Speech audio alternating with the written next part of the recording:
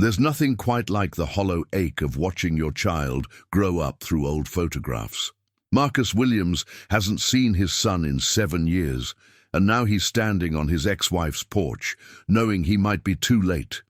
The neighborhood looks the same, but Marcus has changed. He's carrying a suitcase and 7 years of regret. Inside that house is Sarah, his ex-wife, and Jayden, the 10-year-old boy who barely remembers his voice. Marcus left when times got hard. Now he's back, hoping it's not too late to be the father. He should have been. Some men run from their mistakes. Others spend years finding the courage to come home. Can a weekend heal 7 years of hurt? Before we jump back in, tell us where you're tuning in from. And if this story touches you, make sure you're subscribed, because tomorrow I've saved something extra special for you. The worn leather suitcase feels heavier with each step Marcus takes toward the familiar blue door. 7 years ago, he walked away from this house carrying nothing but shame and a bottle of whiskey. Tonight, he carries something different. Hope, fragile as morning frost, that maybe it's not too late. The porch light flickers on as his shadow crosses the motion sensor. Same yellow bulb, same cracked ceramic fixture that Sarah always meant to replace. Some things never change. Others change so completely that they become unrecognizable, like the man who once lived here. Marcus reaches into his wallet and pulls out a faded photograph, Sarah, himself, and 3-year-old Jayden at the county. A fair. Jayden's sticky fingers grip a half-eaten cotton candy, pink sugar crystals caught in his baby curls. Sarah's laughing at something Marcus said, her head thrown back in that uninhibited way she had before life wore her down. And Marcus, God, look at that man. He's grinning like he owns the world. His arm tight around his family, believing that love was enough to overcome anything. The photograph trembles in his weathered hands. When did he get so old? When did the lines around his eyes become canyons, and his hair turn silver at the temples? 7 years isn't supposed to age a man this much, but addiction and guilt have a way of accelerating time. He slides the picture back into his wallet, next to his. Sobriety chip, 2 years clean, 2 years of climbing out of the hole he dug for himself. 2 years of wanting to come home, but being too afraid that the door would be slammed in his face. Well, tonight, he finds out. The doorbell still plays that annoying electronic version of Für Elise that Sarah insisted on when they first moved. In some arguments you don't win, Marcus learned, but some fights aren't worth having. He should have learned that lesson earlier. Footsteps approach from inside. Light, quick, Sarah's steps. She always walked like she was running late for something important. Behind her, heavier footfalls, slower. A child's gait, but not the toddling steps he remembers. Jayden is 10 now. 10 years old, and Marcus has missed most of it. The door opens, and time stops. Sarah stands in the doorway, and she's both exactly the same and completely different. Same warm brown eyes, same full lips that used to smile when she saw him. But there are new lines around those eyes now, worry lines that weren't there before. Her hair is shorter, more practical. She's wearing scrubs, pale blue with tiny cartoon characters that Marcus doesn't recognize. A nurse's uniform. She always talked about going back to school for nursing. Marcus. His name falls from her lips like a stone dropping into still water, sending ripples of shock across her features. Hello, Sarah. Behind her, partially hidden by her protective stance, stands a boy who used to run toward Marcus with arms outstretched, shouting, "Daddy's home!" Now Jayden peers around his mother's hip with curious, cautious eyes that hold no recognition. He's tall for 10, all knees and elbows in that awkward way boys get when they're growing faster than they can coordinate. His skin is the perfect. A blend of Marcus's deep brown and Sarah's lighter tone. And his hair, Marcus's heart clenches. His hair still has those same stubborn cowlicks that no amount of brushing could tame. "Mama, who is it?" Jayden's voice is higher than Marcus expected, still holding on to childhood, but with hints of the man he'll become.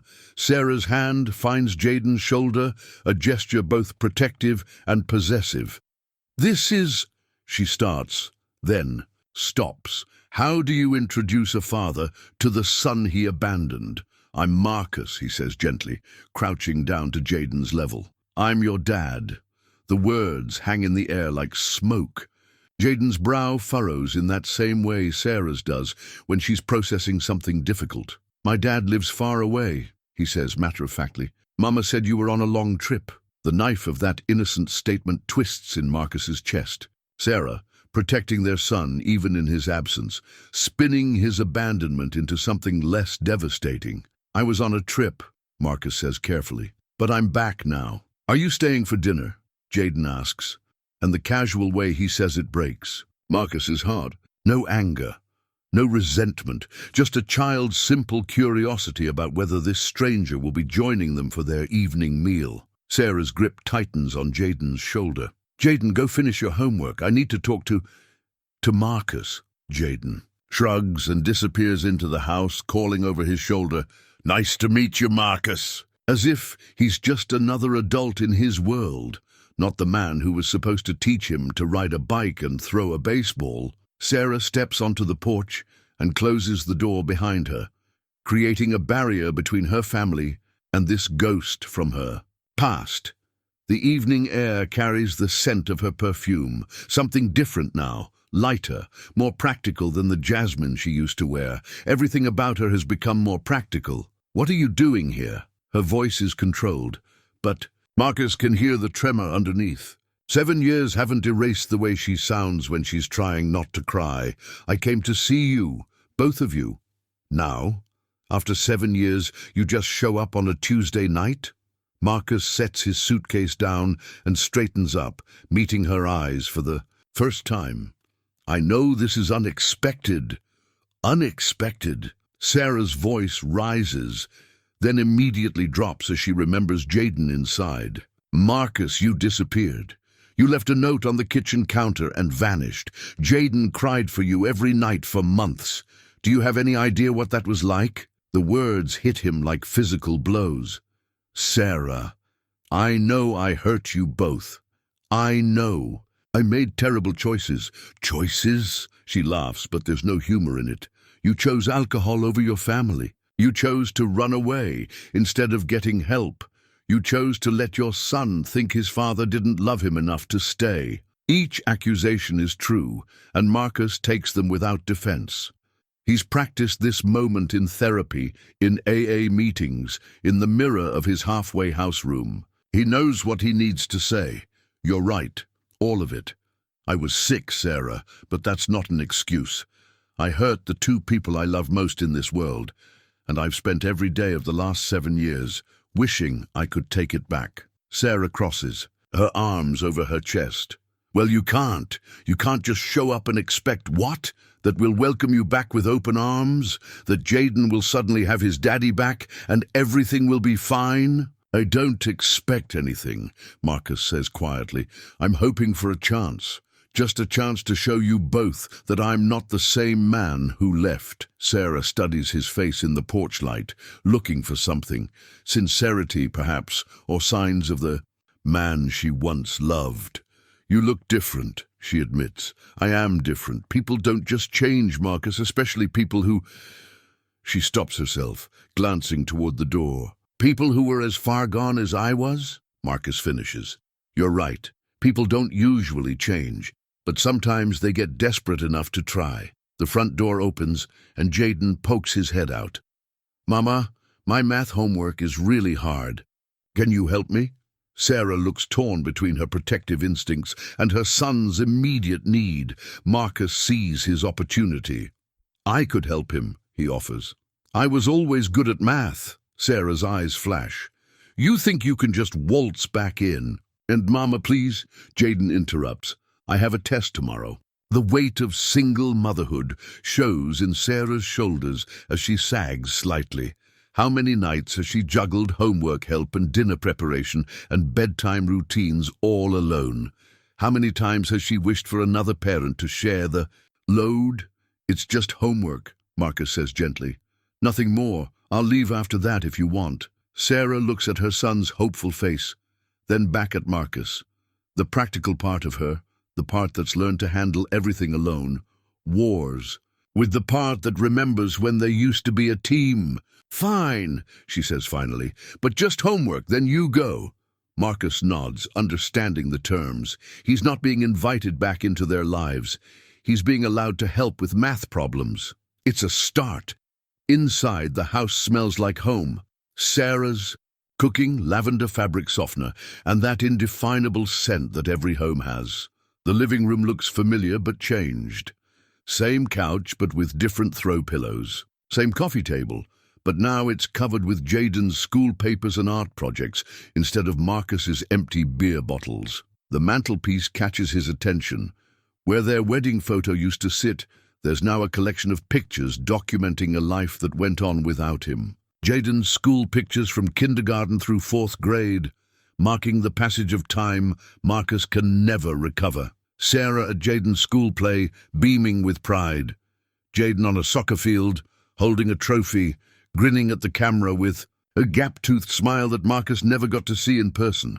Each photograph is evidence of the life he chose to miss. My homework's on the kitchen table, Jayden says, leading the way. The kitchen table where Marcus used to read the morning paper, where they used to eat Sunday breakfast as a family, where he left that devastating note explaining why he couldn't be the husband and father they needed. Jayden's math worksheets are spread across the surface, long division problems that would have stumped the man Marcus used to be, but now seem manageable. Sobriety has a way of clearing the mind, making simple tasks simple again. Which one is giving you trouble? Marcus asks, settling into the chair beside his son. This one. Jayden points to a problem with multiple digits. I keep getting the wrong answer. Marcus studies the work, seeing where Jayden made his mistake. You're carrying the wrong number here, he explains patiently. See? When you divide 48 by 6, you get 8, not 6. Then you bring down the next digit. Jayden's face lights up with understanding. Oh, I see it now. He erases his work and starts over, his pencil moving confidently across the paper. Sarah leans against the doorframe, watching this interaction between father and son. Marcus can feel her eyes on him, assessing, judging, remembering. He doesn't blame her for the skepticism. He's earned every bit of her distrust. You're good at this, Jayden says as they work through another problem together. I used to help your mama with her college homework, Marcus tells him. Before you were born, really? Mama went to college? She did. She was studying to be a nurse. Marcus glances up at Sarah. I see she finished. Sarah's expression softens slightly. Night school. It took me 6 years, but I did it. 6 years of juggling work and school and single motherhood, Marcus realizes. 6 years of doing alone what should have been shared between 2 parents. Mama works at the hospital, Jayden says proudly. She helps sick people get better. That's wonderful, Marcus says, and he means it. Sarah always had the heart of a healer, the instinct to nurture and care for others. It's what drew him to her in the first place. Her capacity for love, her ability to see potential in broken things, like him once upon a time. They finish the math homework in comfortable quiet, Jayden's confidence growing with each solved problem. When he completes the last equation correctly, he grins up at Marcus with such pure joy that Marcus has to look away to hide the tears threatening to spill. Thanks, Marcus. You're really good at math. You're welcome, buddy. The word buddy hangs in the air. Not son, not Jayden. Buddy, like Marcus, is just a family friend, which he supposes is what he is now. A stranger who used to belong here. Sarah checks her watch. Okay, Jayden, time for your bath and then bed. Do I have to? Yes, you have. Do school tomorrow? Jayden sighs in that dramatic way children do, but he gathers his papers and stands. Bye, Marcus. Thanks for helping me. Goodbye, Jayden. The boy disappears upstairs, leaving Marcus and Sarah alone in the kitchen where their marriage officially ended 7 years ago. The silence stretches between them, heavy with history and hurt. He's a good kid, Marcus says finally. He is. No thanks to you. The words sting, but they're true. Sarah, I know I don't have the right to ask for anything. No, you don't. She moves to the kitchen counter, putting distance between them. You don't get to show up after 7 years and expect us to welcome you back. You don't get to help with homework and think that makes up for missing everything that mattered. Marcus nods, accepting her anger. I don't expect that. I'm trying to do the right thing now. The right thing would have been staying sober 7 years ago. The right thing would have been getting help instead of running away. The right thing would have been thinking about your son before you decided to disappear. Each word is a nail in the coffin of his hopes, but Marcus doesn't argue. She's right about all of it. I'll go, he says, standing up from the table. Thank you for letting me help him with his homework. Sarah watches as he heads toward the front door, her expression unreadable. Just as his hand touches the doorknob, she speaks. Marcus. He turns back, hope fluttering in his chest like a trapped bird. Are you... She pauses, seeming to weigh her words carefully. Are you sober now? The question hangs between them, loaded with implications. It's not just about alcohol. It's about reliability, about whether the man standing in her living room can be trusted not to break her son's heart again. 2 years, 4 months, and 16 days, Marcus answers. 1 day at a time. Sarah studies his face, looking for signs of deception, for the tells she learned to recognize in the final months of their marriage. Finding none, she nods slowly. There's a motel on Highway 9, she says quietly, if you're planning to stick around. It's not an invitation, but it's not a dismissal either.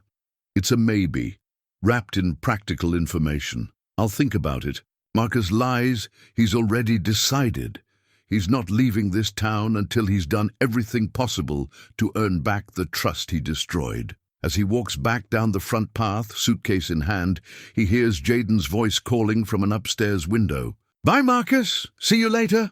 The innocent optimism in those words stops Marcus in his tracks. See you later. As if it's a given that he'll be back, that this isn't goodbye forever. Maybe it doesn't have to be. Marcus looks back at the house one more time, seeing Sarah's silhouette in the kitchen window. She's watching him leave, but she hasn't closed the curtains yet. Small victories, he tells himself. Small victories build into something bigger. The walk to Highway 9 gives him time to think, to process what just happened. Jayden doesn't remember him, but he's not hostile either. Sarah is angry, rightfully so, but she let him stay for homework. She asked about his sobriety. She told him about the motel. It's not forgiveness, but it's not permanent exile either. The Pineview Motel hasn't changed in 7 years. Still the same peeling paint and flickering neon sign advertising clean rooms. And cable TV. Marcus pays for a week in advance, ignoring the desk clerk's curious stare. Small towns remember their scandals, and Marcus Williams's spectacular fall from grace was definitely scandalous. Room 14 smells like disinfectant and old cigarettes, but it has a bed and a shower and a phone. Marcus sits on the edge of the mattress and pulls out his wallet again, studying the photograph of his family at the fair. Tomorrow, he'll figure out his next move. Tonight, he'll remember what it felt like to sit at his kitchen table, helping his son with homework, pretending for 20 minutes that he never left at all. Marcus wakes before dawn in the unfamiliar motel bed, his internal clock still programmed from years of halfway house schedules and AA meetings. The digital display on the nightstand reads 5:47 a.m., and through the thin curtains, he can see the first hint of sunrise painting the sky pale orange. He's been carrying the same AA chip in his pocket for 2 years, a simple bronze medallion that reads 2 years on one side and the Serenity Prayer on the other. Most people don't understand the weight of such a small object, but Marcus knows it represents 730 days of choosing sobriety over escape, responsibility over comfort, hope over despair. Today, that chip feels heavier than usual. After a quick shower, in the cramped motel bathroom, Marcus dresses carefully in the cleanest clothes from his suitcase. khakis and a button-down shirt that he pressed himself the night before at the halfway house. First impressions matter, and he's already behind by 7 years. The walk back to Sarah's house takes 20 minutes, giving him time to rehearse what he might say. But when he arrives, he realizes he doesn't need prepared speeches. He needs to show up consistently and reliably until his presence becomes normal instead of shocking. Sarah's car is already gone. Early shift at the hospital, he remembers. But lights are on in the kitchen, and he can see a small figure moving around inside. Jayden, getting ready for school by himself. Marcus knocks softly, not wanting to startle the boy. Through the glass panel beside the door, he sees Jayden approach, cautiously, standing on tiptoes to look through the peephole. "Marcus?" Jayden's voice is muffled by the door. "Good morning, Jayden. I brought breakfast." The paper bag from the diner down the street contains 2 chocolate chip muffins and a carton of orange juice. It's not much, but it's something. Jayden opens the door, still in his pajamas, superhero-themed with little Spider-Man figures scattered across the fabric. His hair sticks up in back, and there's a pillow crease on his left cheek. He looks exactly like Marcus did at that age, according to his grandmother's stories. "Mama had to go to work early," Jayden explains, stepping aside to let Marcus in. "Mrs. Patterson is supposed to come check on me, but she's always late." Mrs. Patterson, the elderly neighbor who's been Sarah's backup childcare for years, Marcus assumes, another person helping raise his son while he was busy destroying his own life. "Well, I'm here now," Marcus says. "Want to have breakfast while you get ready for school?" Jayden's face lights up at the sight of the muffins. "Chocolate chip, those are my favorite." They sit at the kitchen table where they did homework the night before, and Marcus watches his son eat breakfast with the focused intensity that children bring to activities they truly enjoy. Crumbs scatter across Jayden's pajama shirt, and he licks chocolate off his fingers without any regard for table manners. "Mama says I have to eat at the table," Jayden says, as if reading Marcus's thoughts. "She says eating standing up gives you indigestion." "Your mama's right about that," Marcus agrees, remembering Sarah's little quirks and rules. She always had opinions about proper ways to do things, how to load a dishwasher, which direction toilet paper should hang, why you should make your bed every morning, even if you're just going to unmake it that night. He used to find those habits endearing, then irritating. Now, sitting in this kitchen that still bears her organizational touch, he finds them comforting. Some things in the world should stay constant, reliable, dependable. Sarah was always those things, until Marcus made it impossible for her to be. "I have to get dressed for school," Jayden announces, sliding down from his chair. "I can do it myself, but sometimes the buttons are hard." "I could help," Marcus offers, "if you want." Jayden considers this seriously, as if weighing the pros and cons of accepting assistance from this relative stranger who claims to be his father. "Okay," he decides, "but you have to wait downstairs while I put on my underwear." "Mama says privacy is important." "Your mama's right about that too." Upstairs, Jayden's bedroom is a monument to childhood. Action figures arranged on shelves, drawings taped to the walls. A bed shaped like a race car that Marcus doesn't remember buying. The drawings catch his attention first. Crayon masterpieces, depicting superheroes and soccer games and family scenes. But in the older drawings, the ones closer to the door, Marcus notices something that makes his chest tighten. There are family pictures drawn in the unsteady hand of a younger child. Stick figures representing Mama and Jayden, and in some of them a third figure labeled Daddy. But as the drawings progress chronologically across the wall, the Daddy figure appears less frequently, then disappears entirely. The most recent artwork shows just 2 stick figures, me and Mama.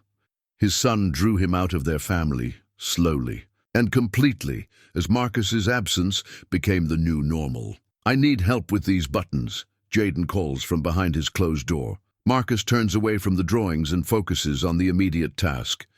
Jayden emerges wearing school clothes, jeans, and a t-shirt with a soccer ball on the front. The shirt's buttons are indeed tricky for 10-year-old fingers. and Marcus helps him work through them with the patience he never had when Jayden was 3. "There you go," Marcus says, stepping back to examine their work. "Very handsome." Jayden grins and runs to the mirror hanging on his dresser, checking his appearance with the vanity that all children possess. "I look good," he announces with complete confidence. "Yes, you do." They're interrupted by a crash from downstairs, something breakable hitting the floor and shattering. Jayden's face immediately shifts to panic. Oh no, Mama's going to be so mad. He races downstairs with Marcus following, and they find the aftermath of a minor disaster. Jayden had left his orange juice carton too close to the edge of the table, and it had apparently fallen and burst open on the kitchen floor. Orange juice spreads across the linoleum in a sticky, pulpy mess, and pieces of the cardboard container float in the puddle like small boats. "I'm in trouble," Jayden says, his voice small and worried. "Mama says I have to be more careful with drinks." Marcus sees his son's distress and recognizes it as disproportionate to the actual problem. This is learned behavior, the response of a child who's been managing a household largely on his own, who feels responsible for not making his already stressed mother's life more difficult. The old Marcus might have snapped at the mess, might have made it worse with his impatience and frustration. The new Marcus sees an opportunity to show who he's become. "It's okay," Marcus says calmly. "Accidents happen. Let's clean it up together." He finds paper towels under the kitchen sink and begins sopping up the orange juice while Jayden watches uncertainly. "Are you sure Mama won't be mad?" "I'm sure. And even if she was upset about the mess, she wouldn't be mad at you for trying to clean it up." Marcus looks up at his son from where he's kneeling on the floor. "You know what your mama really cares about, that you're safe and happy and trying your best. Everything else is just stuff." Jayden considers this wisdom, then kneels down beside Marcus to help with the cleanup. Together, they restore order to the kitchen, working as a team in a way that he feels both foreign and natural. "There," Marcus says, disposing of the last paper towel. "Good as new." "Thanks, Marcus. You're really nice." The simple statement hits Marcus harder than any of Sarah's accusations the night before. His son thinks he's nice. Not daddy, not the man who abandoned us, just nice. It's such a low bar, and yet Marcus feels like he's climbed a mountain. To clear it, the school bus honks outside, and Jayden scrambles to gather his backpack and homework folder. "That's my bus. I have to go." "Wait," Marcus says. "Do you have lunch money?" Jayden pauses, looking confused. "Mama left money on the counter." "For lunch." Marcus spots the $5 bill near the coffee maker, Sarah's careful provision for her son's daily needs, planned the night before and left where Jayden would remember to take it. Another small example of how she's managed everything alone. "Don't." "Forget it," Marcus says, handing Jayden the money. "Thanks." Jayden runs toward the door, then stops and turns back. "Will you be here when I get home?" The question is casual, but Marcus hears the weight behind it. How many times has Jayden wondered if someone would be there when he got home from school? How many times has he hoped for company, only to find an empty house? "I don't know," Marcus answers honestly. "That depends on your mama. I hope you will." "Be," Jayden says, and then he's gone, running toward the yellow bus that waits at the corner with its door open and driver looking impatient. Marcus stands in the doorway, watching his son disappear into his daily routine, a routine that doesn't include fathers or family breakfasts or anyone to help with difficult buttons. Jayden has learned to be independent because independence was his only option, but he helped clean up the orange juice without being asked. He accepted Marcus's assistance with his buttons. He said he hoped Marcus would be there when he got home. Small victories, Marcus reminds himself. Small victories build into something bigger. He closes the door and looks around Sarah's kitchen, seeing it now as more than just the place where their marriage ended. It's where Jayden eats breakfast alone most mornings, where Sarah probably pays bills at the kitchen table after her son goes to bed, where two people have built a life together in the absence of the third person who was supposed to be there, Marcus. pulls out his phone and dials a number he knows by heart. "Marcus?" His sponsor's voice is alert despite the early hour. "Hey, Charlie, I need to talk. Where are you?" "Home. Well, where home used to be." A pause. "How's that going?" Marcus looks at the kitchen table where orange juice still gleams faintly. On the surface, where his son's homework was spread out the night before, where he and Sarah used to plan their future together. "It's complicated," he says. "But Charlie, I'm not running this time." "Good man, tell me what you need." What does he need? A second chance, forgiveness, time to prove that people can change, even people who've fallen as far as he did. But what, he says, is simpler. "I need to figure out how to be a father to a boy who doesn't remember me." "One day at a time," Charlie reminds him. "One day at a time," Marcus repeats, fingering the sobriety chip in his pocket. Through the kitchen window, he can see Mrs. Patterson approaching with her slow, arthritic gait. The backup babysitter coming to check on Jayden, only to find Marcus instead. He'll have some explaining to do, and probably some suspicion to overcome. But that's tomorrow's problem. Today's problem is simpler. He helped his son get ready for school, and his son said he was nice. He cleaned up a mess without losing his temper, and Jayden helped him do it. Today, for the first time in 7 years, Marcus Williams was a father. It's a start. Mrs. Patterson's knock interrupts Marcus's quiet moment of reflection.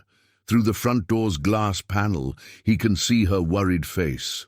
A woman in her 70s with steel-grey hair and the no-nonsense expression of someone who's seen enough of life to be suspicious of unexpected changes. "Mr. Williams." Her voice is cool when Marcus opens the door. She looks him up and down, taking inventory of his appearance, probably comparing it to the last time she saw him 7 years ago. "I wasn't expecting to find you here, Mrs. Patterson. Good to see you again." "Is it?" She steps inside without invitation, her keen eyes sweeping the kitchen for signs of trouble. "Sarah didn't mention you were back in town." "She probably didn't know how to mention it," Marcus admits. "I just arrived yesterday." Mrs. Patterson finds the clean kitchen, the neatly folded paper towels, the breakfast dishes in the sink, evidence of domestic normalcy rather than chaos. Her expression softens slightly, but her posture remains guarded. "Where's Jayden?" "On the school bus. I helped him get ready this morning." "Helped him?" Her eyebrows rise. "Sarah usually handles the morning routine herself. She had an early shift at the hospital. Jayden was managing fine on his own, but I thought I could help." Mrs. Patterson settles into one of the kitchen chairs with the authority of someone who's earned the right to make herself comfortable in this house. "That boy has been managing on his own more than a child should have to. Sarah works double shifts sometimes, trying to keep up with the bills." The casual mention hits Marcus like a physical blow. Double shifts. Bills that are hard to keep up. With his family struggling financially, while he was learning to be sober in a government-funded program. "I didn't know things were that tight," he says. "Course you didn't. You weren't here." Mrs. Patterson's words aren't cruel, just factual. "That boy gets himself up, gets himself dressed, makes his own breakfast half the time, walks himself to the bus stop, comes home to an empty house 3 days a week because his mama's working. Late, 10 years old, and he's got more responsibility than some grown men I know." Each sentence is an indictment, and Marcus takes them without defense. This is what his absence cost, not just emotional pain, but practical hardship. Sarah carrying the full weight of parenthood and bills and daily life, while Marcus learned to function like a human being again. "I want to help," Marcus says quietly. "Do you?" Mrs. Patterson studies his face. "Or do you want to feel better about yourself by playing daddy for a few days before you disappear again?" The question is harsh, but fair. Marcus has been asking himself the same thing since he knocked on Sarah's door. "I deserve that," he acknowledges. "But I'm not the same man who left. I've been sober for over 2 years. I've been in therapy, working through—" "Therapy," Mrs. Patterson snorts. Fancy word for figuring out what the rest of us already knew, that running away from your problems doesn't solve them. You're right. Course I'm right. Question is, what are you planning to do about it now? Marcus sits down across from her, recognizing that this conversation is some kind of test. Mrs. Patterson has been Sarah's support system, Jayden's surrogate grandmother, the steady presence that filled some of the gaps Marcus left behind. She has every right to be protective. I don't know yet, he admits. I'm taking it one day at a time. One day at a time, she repeats mockingly. That's what they teach you in those programs, isn't it? Makes it sound easy, like being a decent human. Being is just a matter of getting through today. It's not easy, Marcus says. Nothing about this is easy. Mrs. Patterson's expression shifts slightly, perhaps recognizing the genuine difficulty in his voice. No, I don't suppose it is, especially when that little boy looks at you like you're a stranger who happens to know his name. The observation cuts deep, because it's true. Jayden is polite to him, even friendly, but there's no recognition there, no emotional connection. Marcus is just another adult in his world, like a teacher or a store clerk, someone to be respectful toward, but not someone who matters. He called me nice, Marcus says. This morning after we cleaned up a mess together, he said I was nice. That's something, I suppose. It's more than I had yesterday. Mrs. Patterson nods slowly, perhaps understanding that progress can only be measured against your starting point. That boy's got new soccer cleats, she says unexpectedly. Sarah saved up for months to buy them. He's got a game this weekend. Marcus looks up sharply. A game? Every Saturday at 10. League championship coming up. Jayden's been practicing his free kicks in the backyard every day after school. She pauses meaningfully. Sarah never misses a game. Rain or shine, double shifts or not, she's there cheering him on. The message is clear. Sarah has been both mother and father to Jayden, showing up consistently for everything that matters. If Marcus wants to be part of his son's life, he needs to prove he can show up too. I'd like to see him play, Marcus says. Would you? And what happens when the novelty wears off? When showing up every Saturday starts to feel like work instead of an adventure?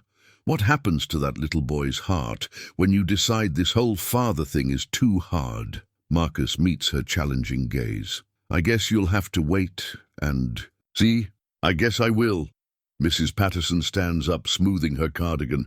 But let me tell you something, Marcus Williams. That boy has built a life without you, a good life. Sarah has raised him to be kind and responsible and smart. They don't need you coming back and disrupting everything they've worked for. I know they don't need me, Marcus says, but maybe I need them. Mrs. Patterson pauses at the front door. Need is a dangerous thing when it comes to children. They can tell the difference between someone who loves them and someone who needs them. Make sure you know which one you are. After she leaves, Marcus sits alone in the quiet kitchen, processing her words. The house feels different in the daylight. Smaller somehow, more fragile. The morning sun streaming through the windows reveals details he missed the night before. Scuff marks on the baseboards where Jayden's backpack hits the wall, a small dent in the refrigerator door, crayon marks on the lower kitchen cabinets that Sarah probably can't bring herself to scrub away. These are the marks of a life being lived, of a child growing up in a house that's loved but showing its age. Marcus wonders how many repairs Sarah has postponed because money was tight, how many small maintenance issues she's handled herself because there was no one else to call. He spends the morning making a mental inventory of things that need attention. A loose cabinet door, a dripping faucet, a back porch step that wobbles when you step on it. Small problems that add up to bigger ones if ignored. He knows because he ignored plenty of them 7 years ago, too busy feeling sorry for himself to notice his family's house falling apart around them. The afternoon brings an opportunity he didn't expect. Sarah calls the house phone, a number Marcus still remembers, and her voice is tense with worry. Marcus, Mrs. Patterson said you were there. I am. Is everything okay? I need a favor. The words sound like they physically hurt her to say. There's been an accident here at the hospital, and they're calling in all available staff. I can't leave, but Jayden gets out of school in an hour, and Mrs. Patterson has a doctor's appointment she can't miss. Marcus understands immediately. Sarah is trapped between her responsibilities as a nurse and her responsibilities as a mother, with no good options. "I can pick him up," he offers, a long pause. "Marcus, I don't know. It's just a ride home from school. I'll stay with him until you get off work. Help him with homework. Make sure he has dinner. Nothing more complicated than that." Another pause, longer this time. Marcus can almost hear her internal debate, practical need warring with protective instincts. His school gets out at 3:15, Jefferson Elementary on Maple Street. "You'll need to go to the office first and—" "Sarah," Marcus interrupts gently. "I remember where his school is. I'll take care of him." "Okay." Her voice is small, reluctant. "But Marcus, if anything happens, nothing will happen, I promise." After she hangs up, Marcus realizes the magnitude of what just occurred. Sarah trusted him with their son, not because she wanted to, not because she's forgiven him, but because she had no other choice. Still, trust is trust, even when it's born of desperation. Jefferson Elementary looks exactly the same as it did 7 years ago, down to the faded murals on the exterior walls and the playground equipment that's seen better decades. Marcus parks in the visitor section and walks to the main office, where a secretary with kind eyes and a suspicious expression checks his identification against a list of approved pickup contacts. "You're not on Jayden Williams's list," she says. "I'm his father. His mother called. There was an emergency at the hospital where she works." The secretary's expression shifts to recognition. Small towns remember their scandals, and the story of Marcus Williams's abandonment of his family was definitely memorable. She makes a phone call, presumably to Sarah, and after a brief hushed conversation, adds Marcus's name to the approved list. She says you'll need to wait in the main hallway. Jayden will come to you when the bell rings. Marcus stations himself near the main entrance, watching other parents gather for pickup duty. Some he recognizes from 7 years ago, though they look older now, more tired. A few notice him and whisper to their companions, not maliciously, but with the curiosity that comes when someone from the town's recent history suddenly reappears. The dismissal bell rings, and children pour into the hallway like water through a broken dam. Marcus scans the crowd for his son, and when he spots Jayden near the second-grade classrooms, his heart does something complicated. The boy is laughing, with a friend, his backpack slung over one shoulder, soccer ball tucked under his arm. He looks happy and normal, and completely unaware that his father is watching him with a mixture of pride and regret. "Jayden," Marcus calls. His son looks around, confused at first, then breaks into a grin when he spots Marcus. "What are you doing?" "Here, your mama had to work late, so I'm your ride home today." "Really?" Jayden's face lights up with genuine excitement. "That's so cool. Wait till I tell Tommy that my dad picked me up from school." My dad. The casual way Jayden says it stops Marcus cold.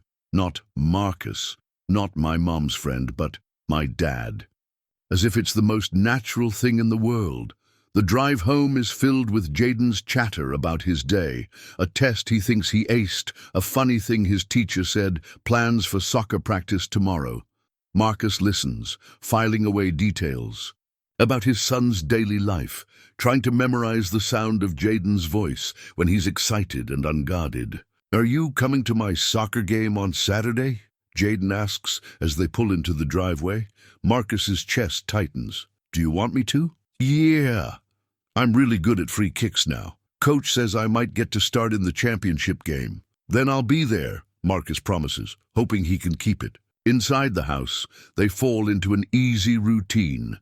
Homework at the kitchen table, just like the night before, but more relaxed this time. Jayden doesn't hesitate to ask for help when he's stuck, and Marcus finds himself enjoying the simple pleasure of watching his son's mind work through problems. "You're really smart," Marcus tells him, as Jayden successfully completes a challenging word problem. "Mama says I get my brains from both sides of the family." Both sides. Sarah still talks about Marcus as part of Jayden's heritage. Even after everything, even when he wasn't there to deserve the acknowledgement. When homework is finished, Jayden disappears upstairs to change clothes. returning in soccer shorts and a practice jersey. "I always practice in the backyard after homework," he explains. "Want to watch?" Marcus follows his son outside, where a small soccer goal is set up against the back fence.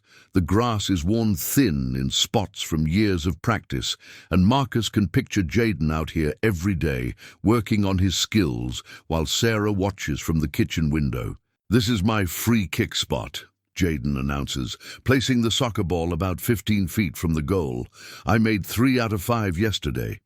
He lines up his shot with the serious concentration of a professional player, runs forward, and kicks. The ball sails wide of the goal, hitting the fence with a hollow thunk. "That's okay," Marcus says. "Try again." The second kick is better, closer to the goal but still wide. Jayden's shoulders slump with disappointment. "Hey," Marcus says, walking over to stand beside his son. "Can I show you something?" Jayden nods eagerly.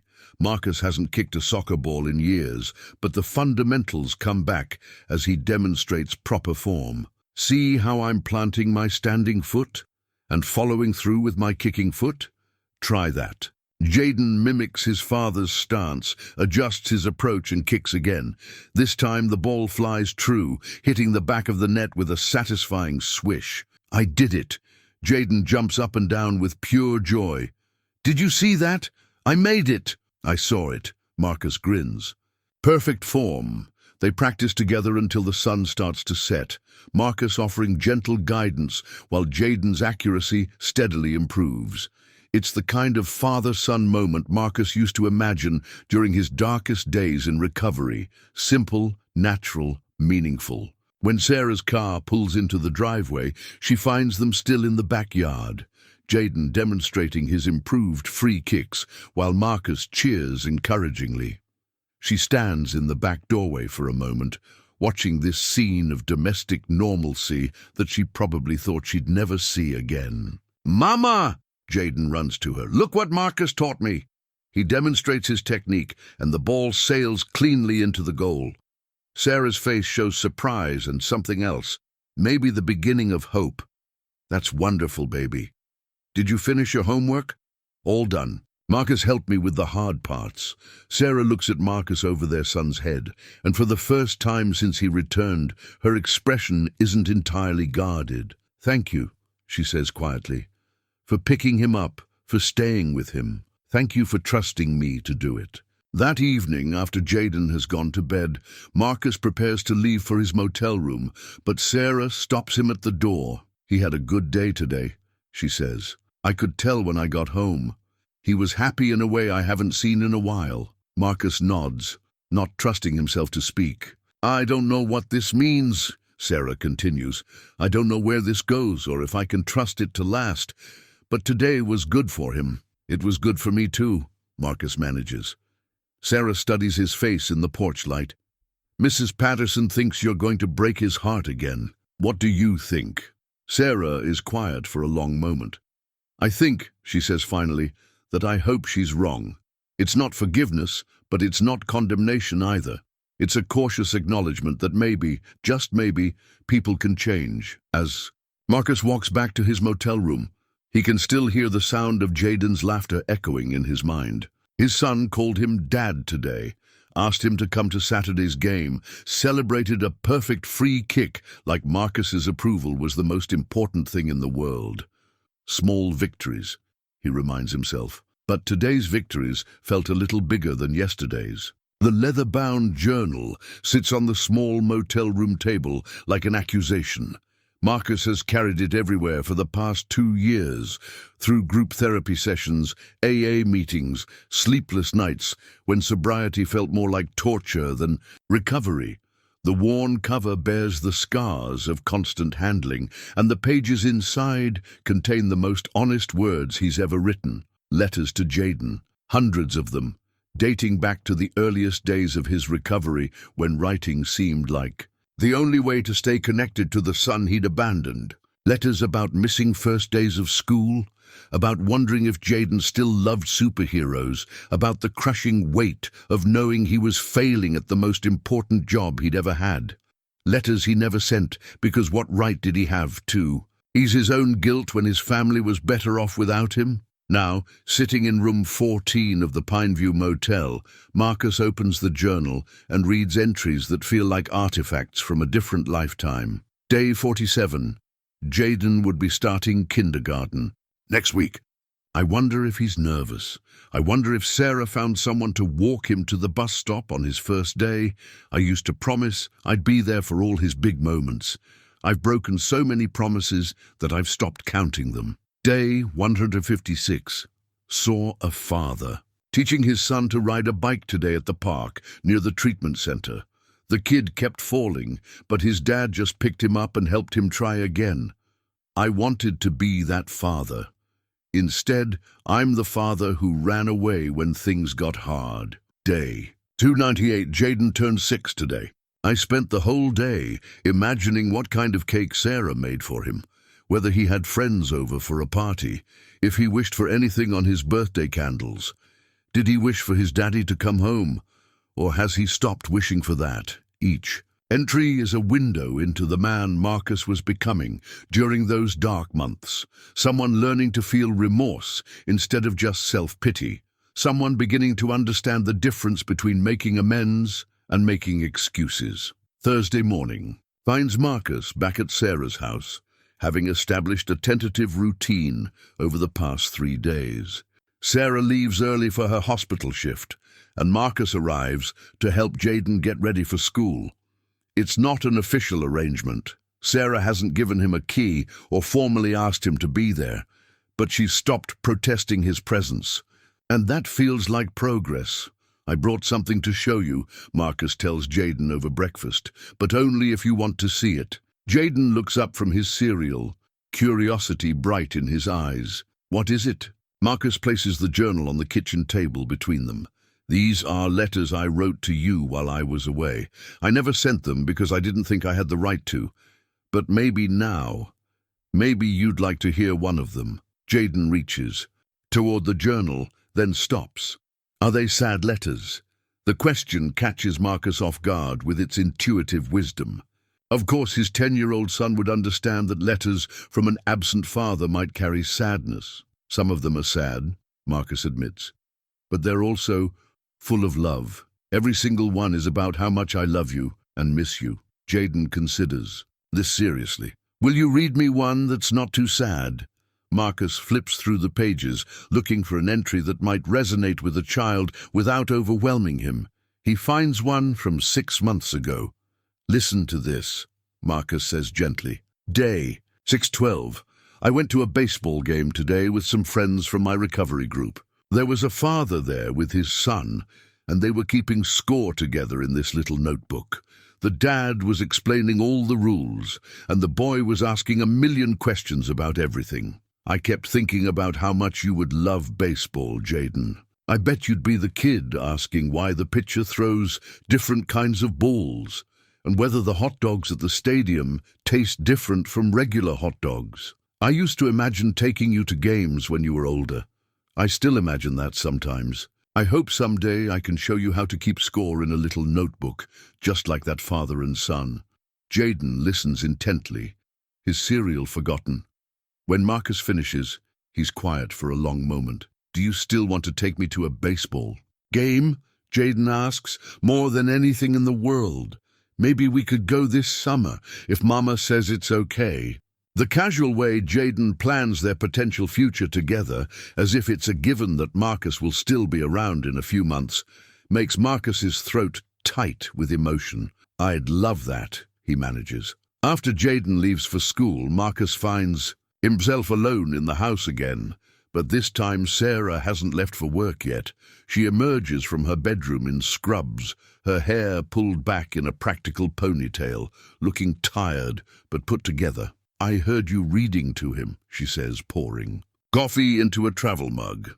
From your journal. I hope that was okay. Sarah leans against the kitchen counter, studying his face. What else is in there? Marcus closes the journal, protective of its contents but understanding her need to know. Mostly regret. A lot of wondering about what you both were doing, what I was missing, some anger at myself, some hope toward the end. Can I... She starts, then stops. Never mind. What? Can I read some of them sometime? The letters? The request surprises him. Why would you want to? Sarah's expression is complicated, layered with emotions Marcus can't entirely read. Because I need to understand what happened to you after you left. I need to know if the man sitting in my kitchen is the same man who walked away 7 years ago, or if you really have changed. Marcus nods slowly. You can read them. All of them if you want. But Sarah, some of them are pretty dark, especially the early ones.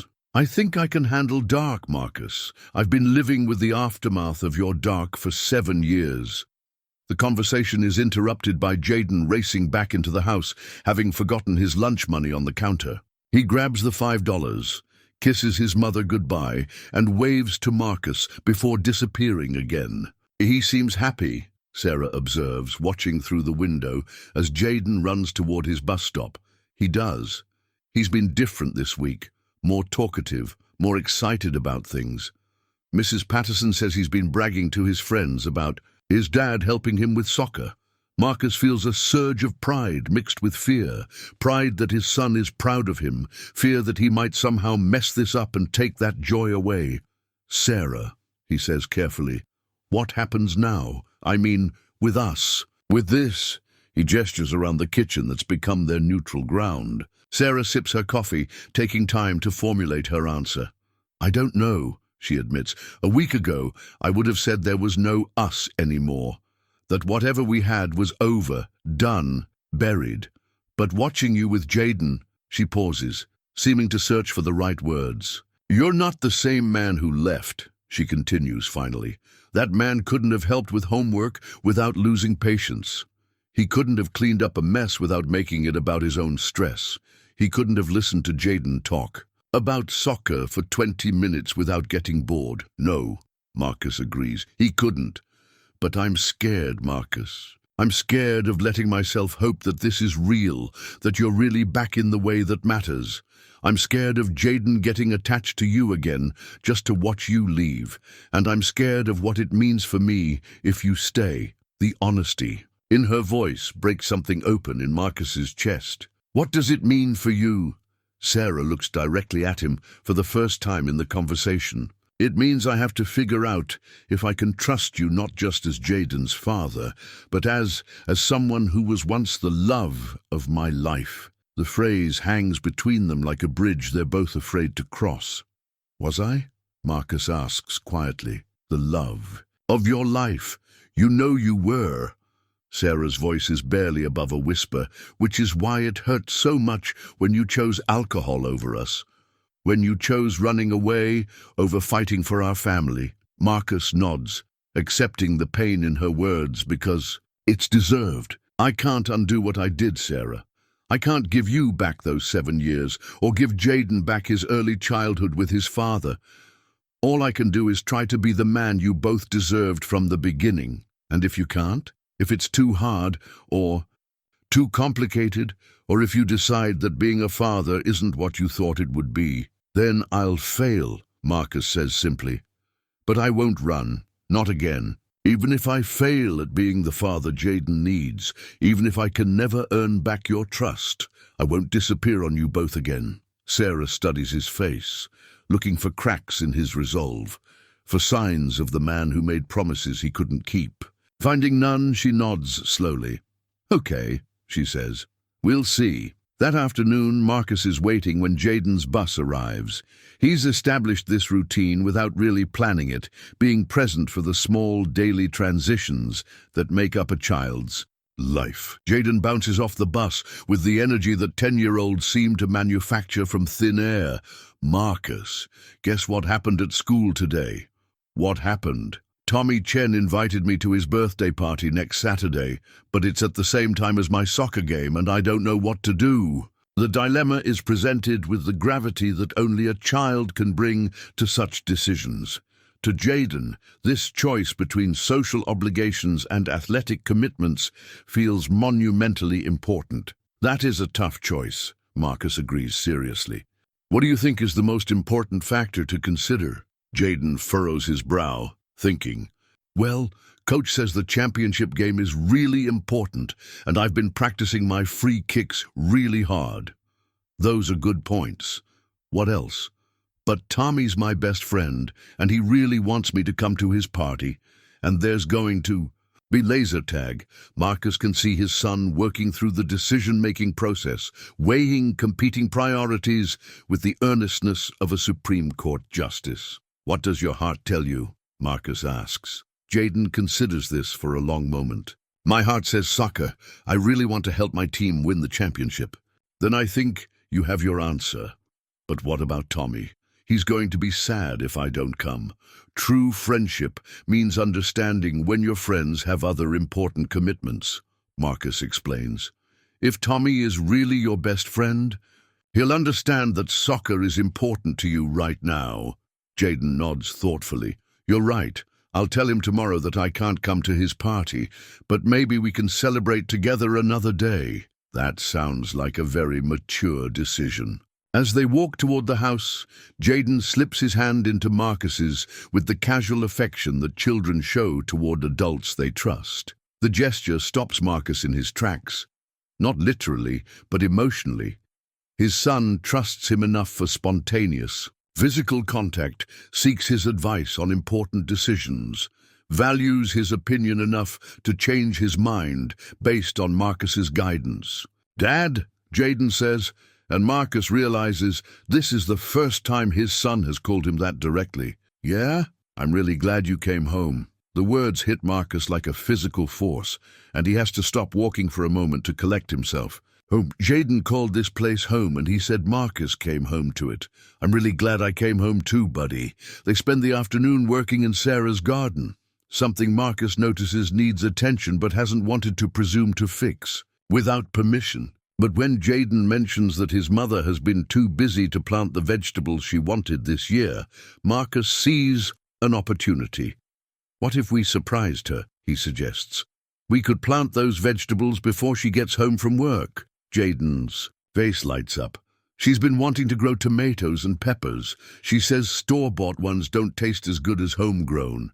They spend 2 hours working in the dirt together, Marcus providing the knowledge of planting depth and spacing that comes from his own childhood, helping his grandmother in her garden. Jayden providing enthusiasm and a running commentary on everything from soil texture to worm behavior.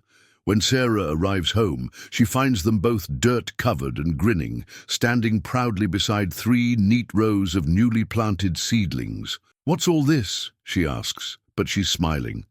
We planted your vegetables, Mama. Marcus knew exactly how deep to plant them and how far apart they needed to be. Sarah looks at the garden, then at Marcus, and something in her expression shifts. You remembered that I wanted to grow vegetables this year. Jayden mentioned it, Marcus says. I hope it's okay that we... It's more than okay, Sarah interrupts. It's thoughtful. And look at these perfect rows. She examines their work with genuine appreciation. You two did excellent work. That evening, after dinner and homework and Jayden's bath, Sarah finds Marcus on the front porch, preparing to leave for his motel. Stay, she says quietly. Marcus looks up, surprised. What? Stay tonight. On the couch. It doesn't make sense for you to keep going back to that motel when you're here every morning anyway. It's not an invitation to resume their marriage, Marcus understands. It's a practical arrangement that acknowledges the new reality they're creating together. But it's also something more. A sign that Sarah is beginning to see him as part of their daily life rather than a visitor who happens to drop by. Are you sure? I'm sure, Sarah says. Besides, Jayden asked me tonight if you could stay over sometime. He wants to make you breakfast the way you've been making breakfast for him. Marcus feels that familiar tightness in his chest, the overwhelming gratitude mixed with fear that defines his relationship with Hope these days. I'd like that very much. As Sarah goes inside to get him blankets and a pillow for the couch, Marcus sits on the porch steps and pulls out his phone to call his sponsor. Charlie, it's Marcus. I think I might be coming home for real. How's that feel? Marcus looks through the living room window at Jayden's drawings on the refrigerator, at the kitchen table where they do homework together, at the evidence of the life his family has built and the space they might be making for him in it. Terrifying, he admits, but right. Good man, Charlie says. Remember, one day at a time, Marcus finishes. I know, but tonight, for the first time in 7 years, one day feels like it might be leading to another, and another after that. Tonight, Marcus Williams is sleeping under the same roof as his family. It's the biggest victory yet. Sarah's jewelry box sits on her dresser like a small temple to the woman she used to be. Marcus notices it Friday morning as she gets ready for work, the same carved wooden box he gave her for their first anniversary. Through its slightly open, a lid, he catches the glint of familiar metal, her wedding ring, the simple gold band they chose together when they were young and believed love could overcome anything. She hasn't worn it in years, obviously, but she hasn't gotten rid of it either. Marcus wonders what that means, if it means anything at all. I made coffee, he tells her as she emerges from the bathroom, her hair still damp from the shower. Thank you. Sarah accepts the mug gratefully, their fingers brushing briefly during the exchange. The contact is electric and awkward at the same time, charged with history and complicated by the present. They've been navigating this strange new dynamic for a week now. Marcus sleeping on the couch, helping with morning routines, being present for the daily rhythms of their household without officially being part of it. They're like actors in a play where no one's quite sure what their roles are supposed to be. Jayden's excited about the game tomorrow, Sarah says, settling at the kitchen table with her coffee. So am I. I haven't seen him play yet. He's gotten really good. Coach Morrison says he has natural instincts for the game. Pride colors her voice, the pride of a parent who's been present for every practice, every improvement, every small triumph. Marcus nods, filing away yet another detail about his son's life that he's learned second-hand. Sarah, can I ask you something? She looks up warily. What? What was it like? Raising him alone, I mean, really like, not just the logistics of it. Sarah is quiet for a long moment, considering whether to give him an honest answer or the polite deflection she's perfected over the years. Exhausting, she says finally. Not just physically, though, that too, but emotionally exhausting. Being the only one responsible for every decision, every discipline moment, every celebration, being the only one he could count on. Marcus absorbs this, understanding that she's giving him a gift by being truthful rather than protective. I used to lie awake at night wondering if I was doing everything wrong, Sarah continues. Wondering if I was being too strict or not strict enough, if I was pushing him too hard in school or not challenging him enough. Wondering if he was going to grow up messed up because he didn't have a father figure. He's not messed up, Marcus says quietly. He's incredible. I know that now. But when he was 6 and throwing tantrums because he couldn't understand why other kids had dads who came to school events and he didn't, those were dark days. The image of his 6-year-old son having tantrums about his absent father is like a knife to Marcus's gut. I'm sorry, Sarah. I'm so sorry I put you both through that. Sarah studies his face. Are you sorry because it makes you feel guilty now that you're trying to come back? The question is fair and hard and exactly the kind of thing Sarah has always been brave enough to ask. It's what he loved about her originally. Her refusal to let him hide from difficult truths. Both, Marcus admits, but mostly I'm sorry because you deserved a partner through all of that. You deserved someone to share the worry and the decisions and the celebration when Jayden scored his first goal. You shouldn't have had to carry all of that alone. Sarah nods slowly, accepting his answer. There were good parts too, she says. Wonderful parts. When he lost his first tooth and was so excited he couldn't sleep. When he learned to read and would sound out every single word on every sign we passed in the car. When he started playing soccer and discovered he was fast. She pauses. I just wish you'd been there to see those moments too. Me too. They sit in comfortable silence, drinking coffee as the morning sun streams through the kitchen windows. It's the longest conversation they've had since Marcus returned, the first time they've talked about the past, with something approaching peace rather than anger. "Sarah," Marcus says carefully, "I brought something with me from my apartment back in Portland, photo albums from when Jayden was little. I thought maybe, if you wanted, we could look through them together sometime." Her eyes widen with surprise. "You kept photo albums?" "I kept everything. Every picture, every card he made me, every drawing. Even after I left, even when I was at my worst, I couldn't throw them away." Sarah's expression shifts to something Marcus can't quite read. "You kept his drawings?" "All of them. The ones from his first day of preschool, the Father's Day cards, the pictures he drew of our family." Marcus pauses. "I know I didn't deserve to keep them, but they were all I had left of him." "Marcus," Sarah starts, then stops. She gets up from the table and disappears upstairs, leaving Marcus wondering if he said something wrong. When she returns, she's carrying a large scrapbook, the kind with thick pages and protective plastic covers. She sets it on the table between them. "This is everything you missed," she says simply. Marcus opens the book carefully, as if it might contain explosives. The first page shows Jayden at age 3, just after Marcus left, standing in front of their old Christmas tree, grinning at the camera with chocolate smeared on his cheek. Each page is a window into the life Marcus chose to abandon. Jayden's first day of preschool, his kindergarten graduation, his 6th birthday party at Chuck E. Cheese, his first soccer trophy, school pictures documenting the gradual loss of baby fat and the emergence of the boy he's becoming. Sarah has documented everything with the devotion of someone who understood she was preserving memories for a future that might include their sharing. Each photo is carefully labeled with dates and details. Jayden's first loose tooth, April 15th. Soccer championship game, lost 3-2 but played his heart out. School play, he was narrator number 3 and knew everyone's lines. "You saved all this," Marcus says, his voice thick with emotion. "I kept thinking, hoping maybe, that someday you'd want to know what you missed, that maybe it would matter to you." Marcus turns pages slowly, absorbing 7 years of his son's life in concentrated doses.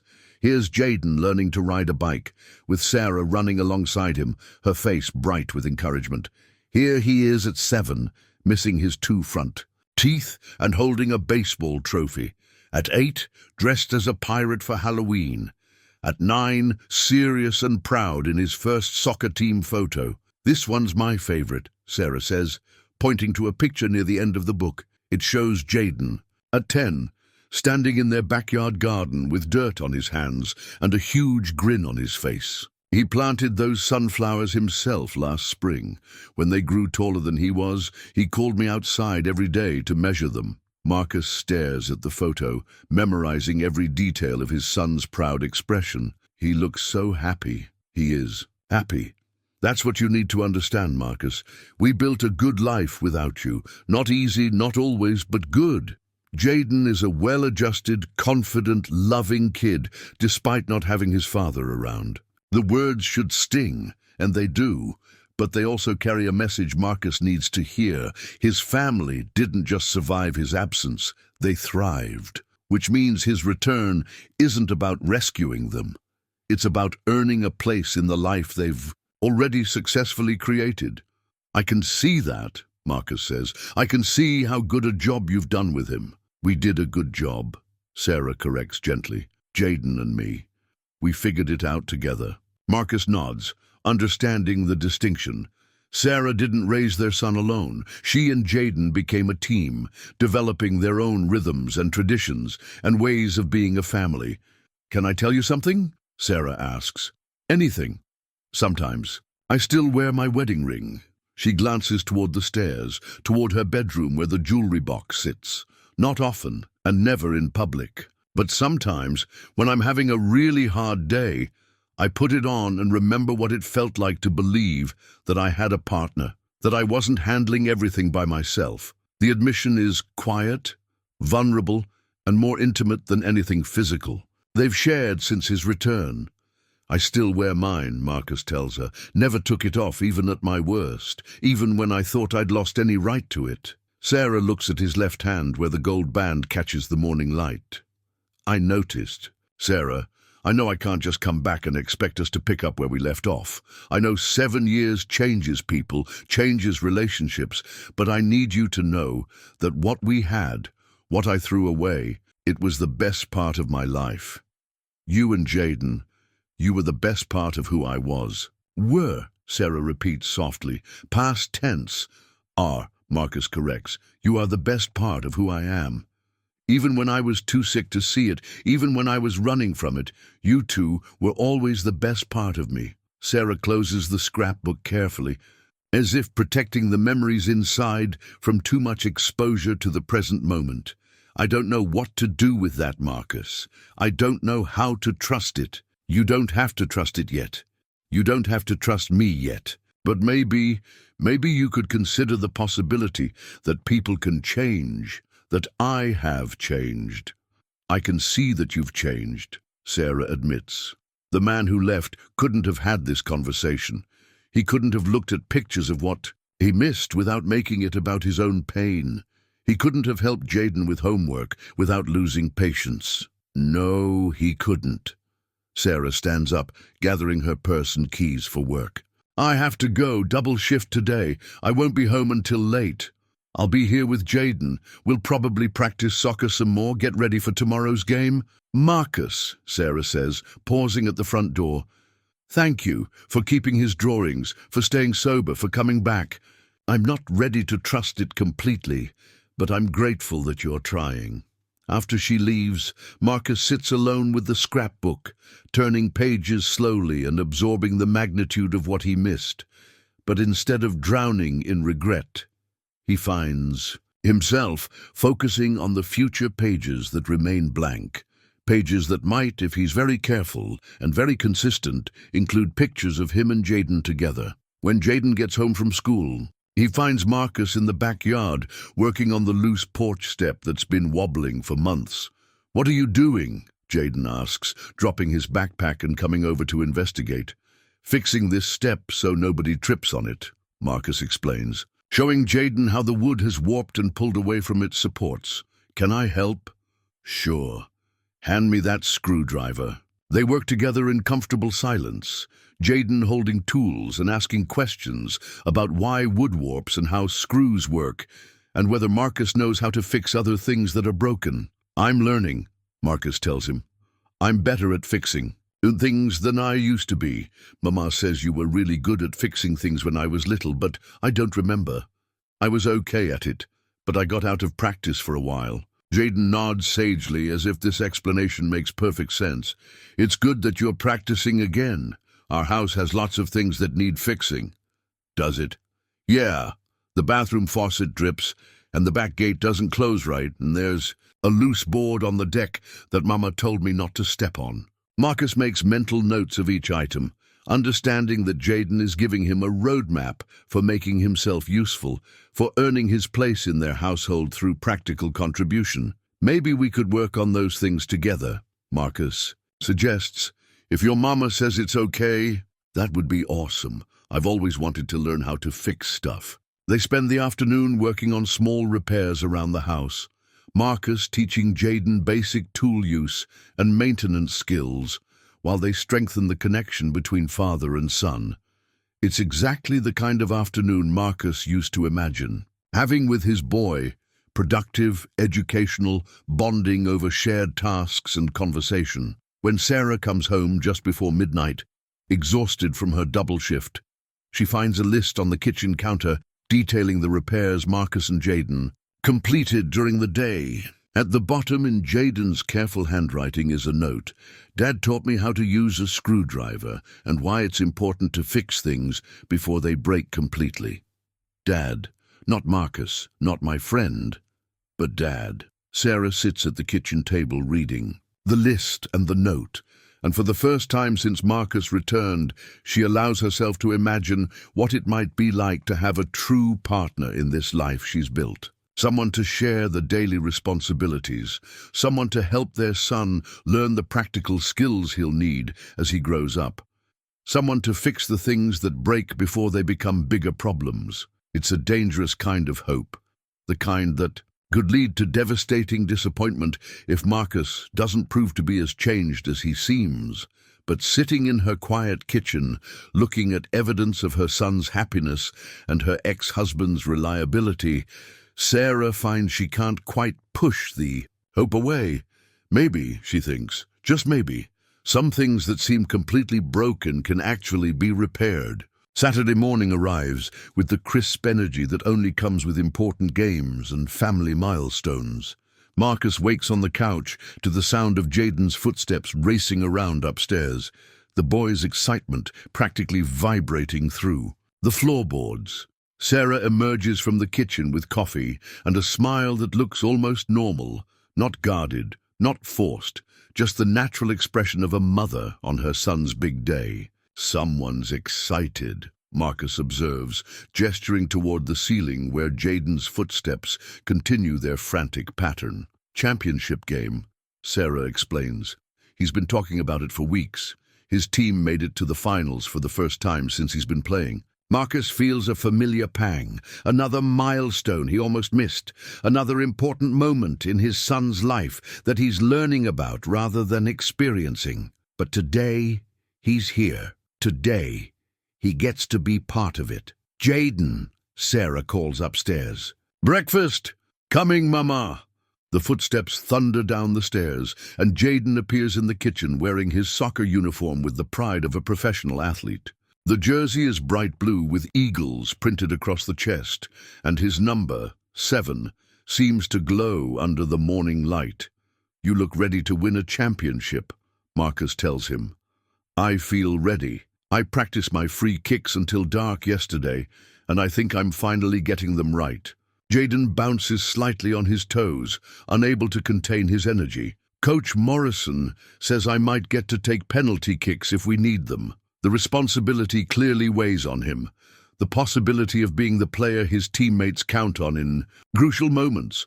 Marcus recognizes the mixture of excitement and pressure in his son's expression.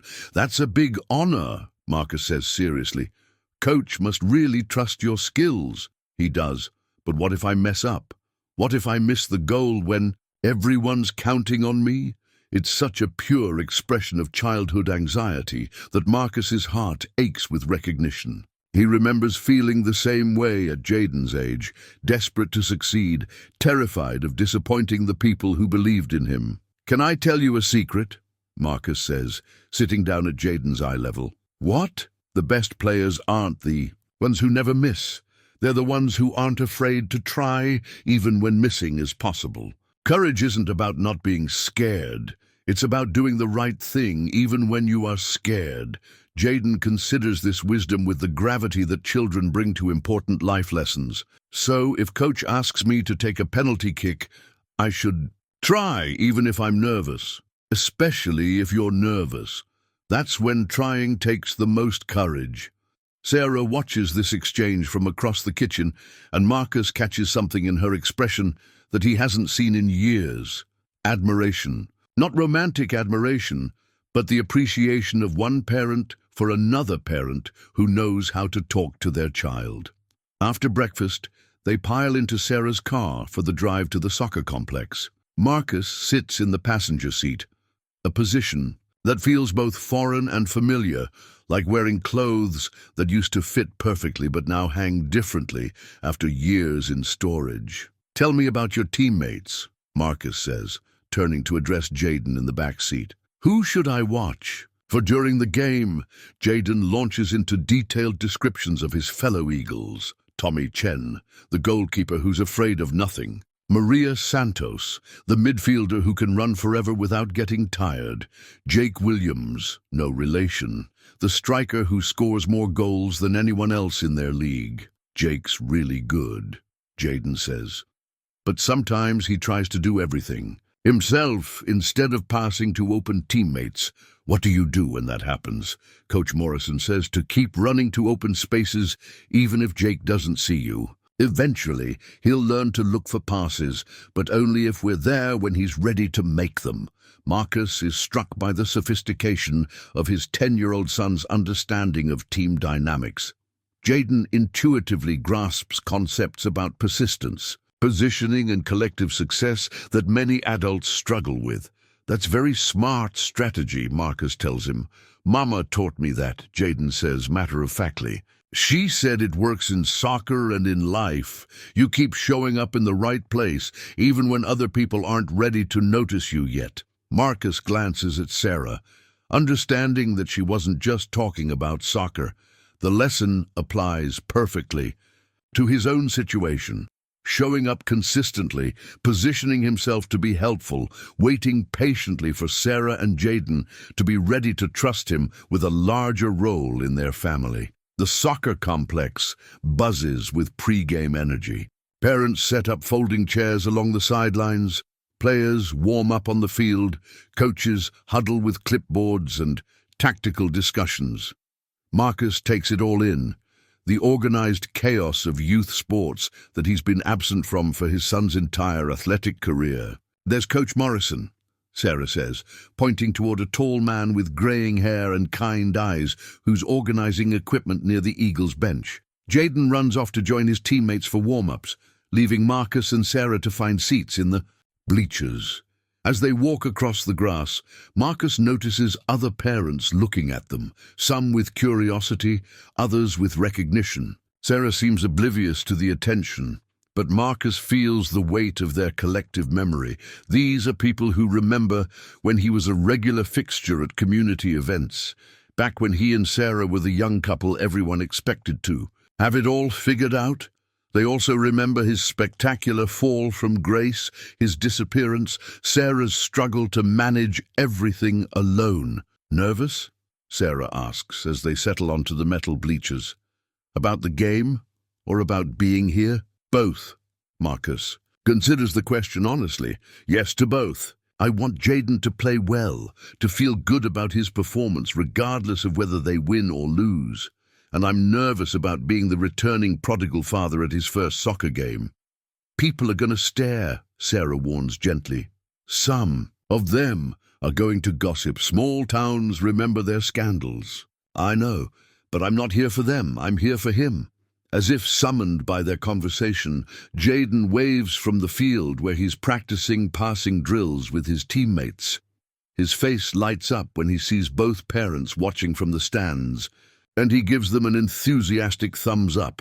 He's been talking about this moment for days, Sarah says, having both his parents at a game. He's never had that before. The simple statement carries enormous weight. Marcus tries to imagine what it must have been like for Jayden, watching his teammates celebrate goals with fathers who were always there, who never missed important games, who could offer post-game analysis and encouragement from personal experience. Sarah, Marcus says quietly, can I ask you about the baby book? The one you showed me. What about it? Did you ever think about throwing it away? When you were angry at me? When it hurt too much to keep documenting things I was missing? Sarah is quiet for a moment, watching Jayden line up for shooting practice. I thought about it, she admits. Especially during the first year after you left. There were nights when I'd be putting in pictures of Jayden's milestones, and I'd just cry, thinking about how you were missing everything that mattered. But you kept doing it. I kept doing it because it wasn't about you anymore. It was about him. Someday, when he's older, he's going to want to see proof that his childhood was documented, that someone cared enough to preserve his memories. I couldn't let my anger at you rob him of that. Marcus nods, understanding yet again how Sarah has consistently put Jayden's needs above her own pain. And you thought that maybe someday I'd want to see it too. Maybe. Deep down, I think I always hoped that someday you'd get your life together and come back. Not for me necessarily, but for him. He deserved to have a father who cared enough to want to know what he'd missed. The game begins with the traditional ceremony. Both teams lined up for the national anthem, parents standing with hands over hearts, the autumn sun warming the field with golden light. Marcus finds himself unexpectedly emotional during the simple ritual, struck by the normalcy of it all, the American tradition of youth sports that he's been absent from. Jayden starts the game on the bench, and Marcus can see his disappointment from across the field. But Coach Morrison clearly has a plan, bringing in fresh legs during the second half when tired players need replacement. He's patient, Sarah observes, watching Jayden's reaction to being benched initially. He used to get really upset when he didn't start games, but he's learned that his time will come if he stays ready. You taught him that too. Life taught him that. I just helped him understand that waiting your turn doesn't mean you're not valuable. The opposing team, the Hawks, scores first, a quick goal off a corner kick that catches the Eagles' defense sleeping. Marcus watches Jayden's face fall from the sideline, sees him clap encouragingly for his teammates despite his own disappointment at not being in the game to help. He's a good teammate, Marcus observes. He's a good kid, Sarah corrects. He genuinely wants his friends to succeed, even when their success means less playing time for him. The Eagles equalize before halftime with a beautiful passing play that ends with Jake Williams scoring from close range.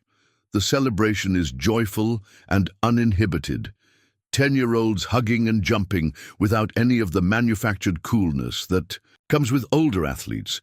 During halftime, Coach Morrison makes his substitutions, and Jayden trots onto the field with the focused intensity of a player who's been waiting for his moment. Marcus feels his chest tighten with pride and nervousness. "This is it," Sarah murmurs, reaching over to squeeze Marcus's hand without seeming to realize she's done it. The contact is brief but electric, the first voluntary physical connection between them since Marcus returned.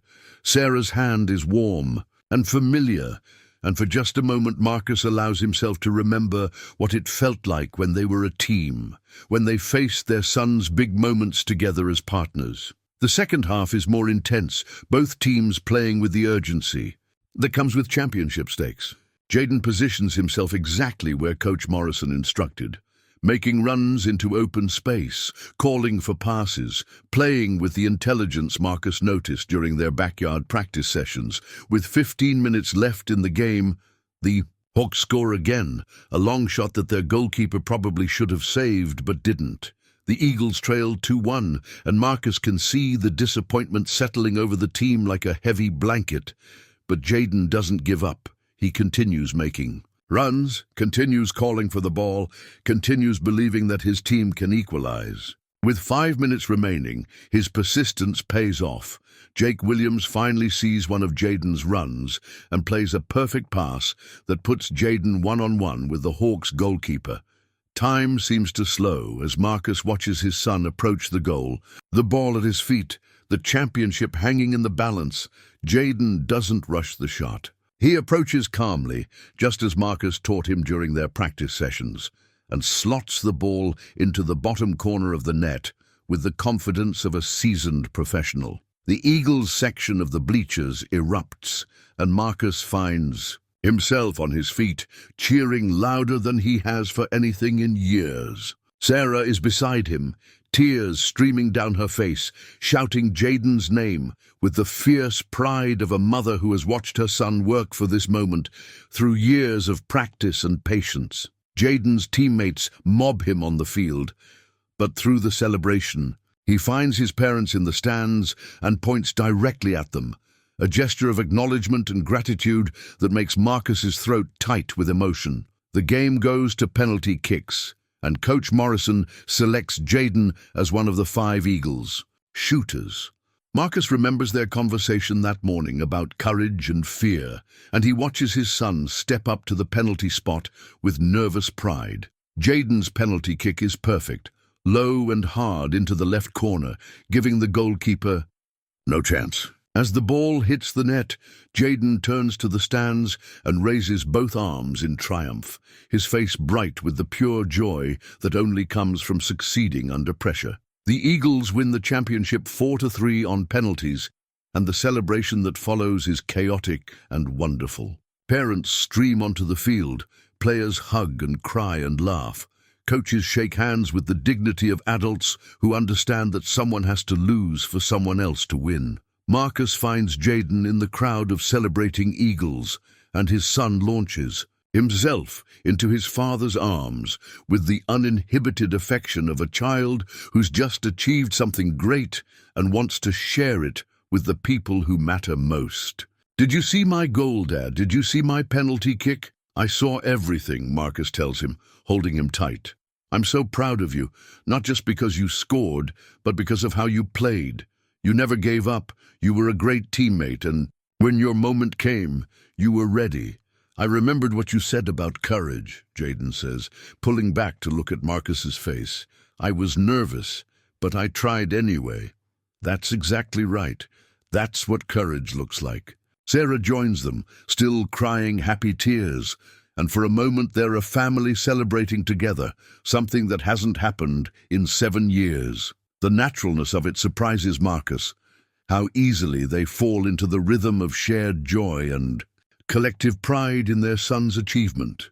As they walk back to the car, Jayden between them, chattering excitedly about the game and clutching his championship medal, Marcus realizes that this is what he's been working toward since he knocked on Sarah's door. Not forgiveness necessarily, and not a return to the way things were, but this, moments of genuine family connection built around their shared love for their son. "Ice cream?" Sarah suggests as they reach the car. "Champions deserve ice cream." "Can Marcus come too?" Jayden asks. Sarah looks at Marcus, and something passes between them. An acknowledgement that today was successful, that Marcus earned his place at the celebration. "Of course he can come," Sarah says. At the ice cream shop, Jayden recounts every detail of the game for anyone who will listen. Other customers, the teenager working behind the counter, a patient older couple at the next table. Marcus and Sarah listen with the indulgent attention of parents who understand that this is how children process big emotions and big achievements.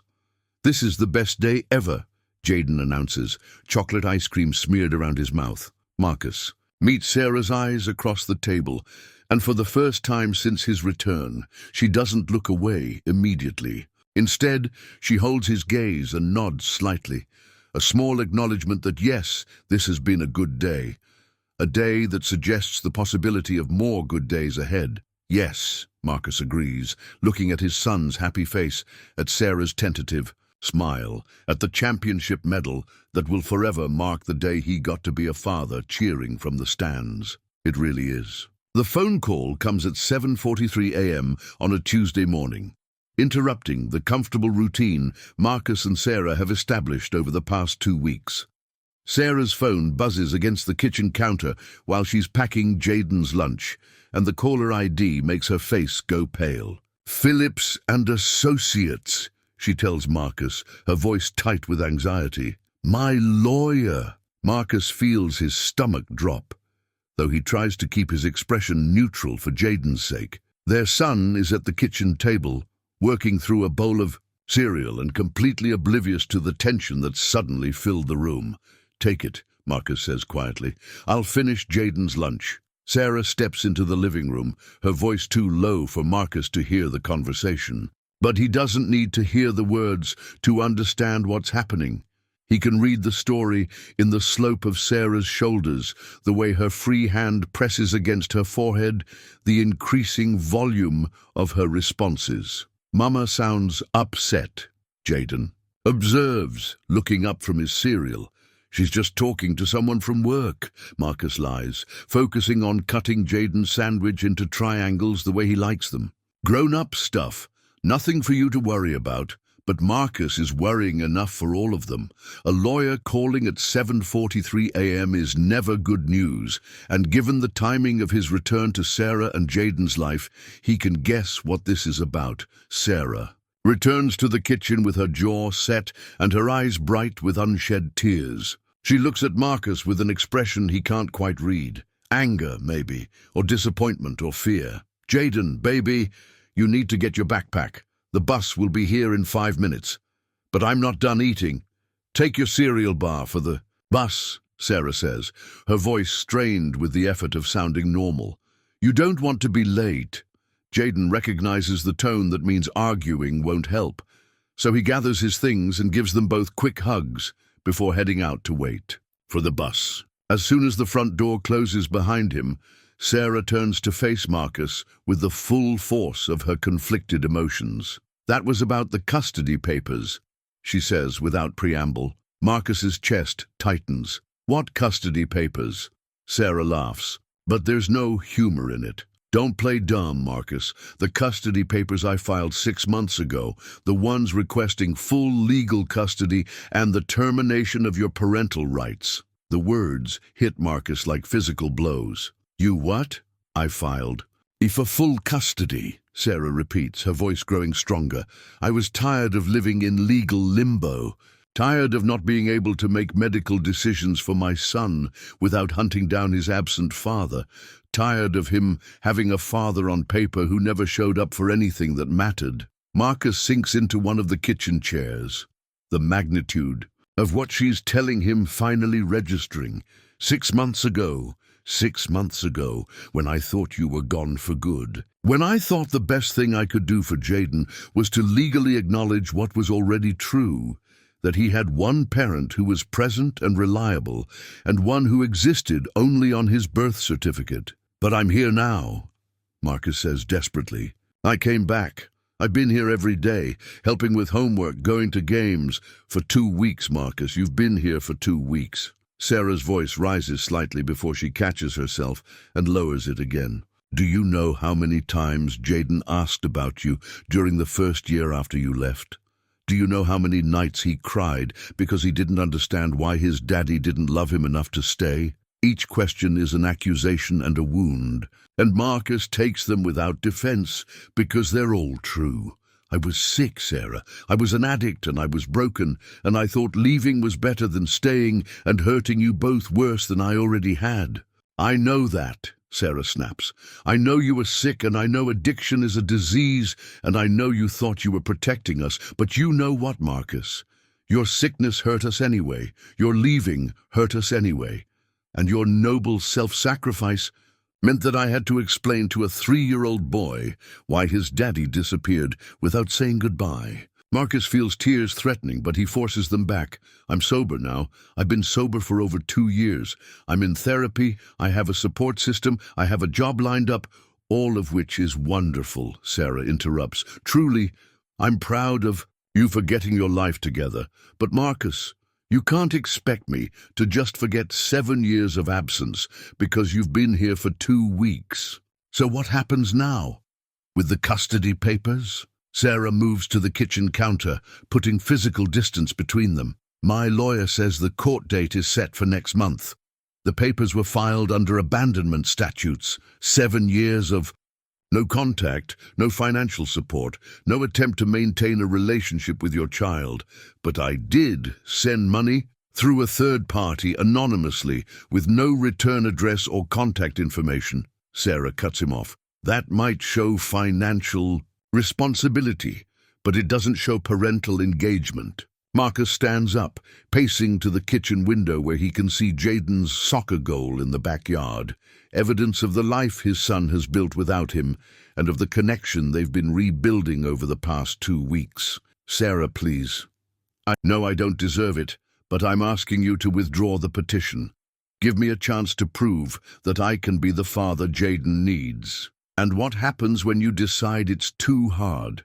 When the novelty wears off and you realize that being a parent means showing up every day, not just for the fun parts. What happens to Jayden when you disappear again? "I won't disappear again." "You don't know that," Sarah says, and her voice breaks slightly. "You can't promise that because you promised it before. You promised to love and honor and cherish in sickness and in health, and you broke that promise when things got difficult. The comparison to their marriage vows is devastating because it's accurate. Marcus did make promises he couldn't keep, did abandon his family when they needed him most, did choose his addiction over his responsibilities." "You're right," he admits quietly. "I did break promises. I did choose alcohol over my family. I did abandon you both when you needed me. But Sarah, I'm not the same man who left. Prove it. How? Tell me how to prove it and I'll do it. Sarah looks at him for a long moment, and Marcus can see the war playing out behind her eyes. The practical. Mother protecting her son versus the woman who once loved Marcus enough to marry him. The legal realist versus the hopeful romantic. The single parent who's learned to manage everything alone versus the person who remembers what it was like to have a partner. I don't know, she says finally. I honestly don't know what would convince me that this time is different. They're interrupted by a knock at the front door, Mrs. Patterson arriving for her daily check-in, looking confused to find both Marcus and Sarah home on a Tuesday morning. Everything all right? The older woman asks, her sharp eyes taking in Sarah's obvious distress and Marcus's defeated posture. Legal stuff, Sarah says vaguely. Marcus, I have to get to work. We'll talk about this later.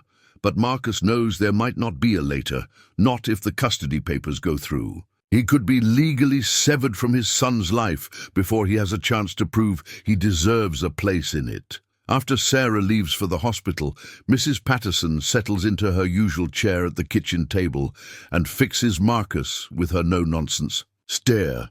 Custody fight, she asks bluntly. Marcus nods, seeing no point in pretending otherwise. Sarah filed papers months ago, Mrs. Patterson continues. I told her she should have done it years earlier. The casual admission that Mrs. Patterson supported Sarah's legal action stings, but Marcus forces himself to understand her perspective. From the outside, his return probably looks like a selfish attempt to absolve his guilt, rather than a genuine desire to be a father. I love him, Marcus says simply. I love them both. Love isn't enough, Mrs. Patterson replies. Love is just the starting point. What matters is consistency, reliability, showing up when it's inconvenient and difficult and boring. What matters is being the parent your child needs, not the parent you want to be when it suits you. Marcus nods, understanding that she's giving him the same test Sarah is. Prove that his return isn't temporary, that his commitment goes deeper than guilt or nostalgia. Mrs. Patterson, can I ask you something? Ask. If you were in Sarah's position, what would convince you to give me another chance? The older woman considers this seriously, and Marcus appreciates that she's not dismissing his question or giving him false hope. Time, she says finally. Not weeks or months, but years. Years of showing up for the small stuff, parent-teacher conferences, doctor's appointments, soccer practices. Years of putting Jayden's needs before your own convenience. Years of being boring and reliable and present. But the custody hearing is next month. Then you better figure out how to pack years' worth of proof into a few weeks, Mrs. Patterson says practically. And Marcus, if you can't do that, if you can't convince a judge that you deserve legal rights to that boy, then maybe Sarah's right to protect him from getting his heart broken again. That afternoon, Marcus picks up Jayden from school as usual.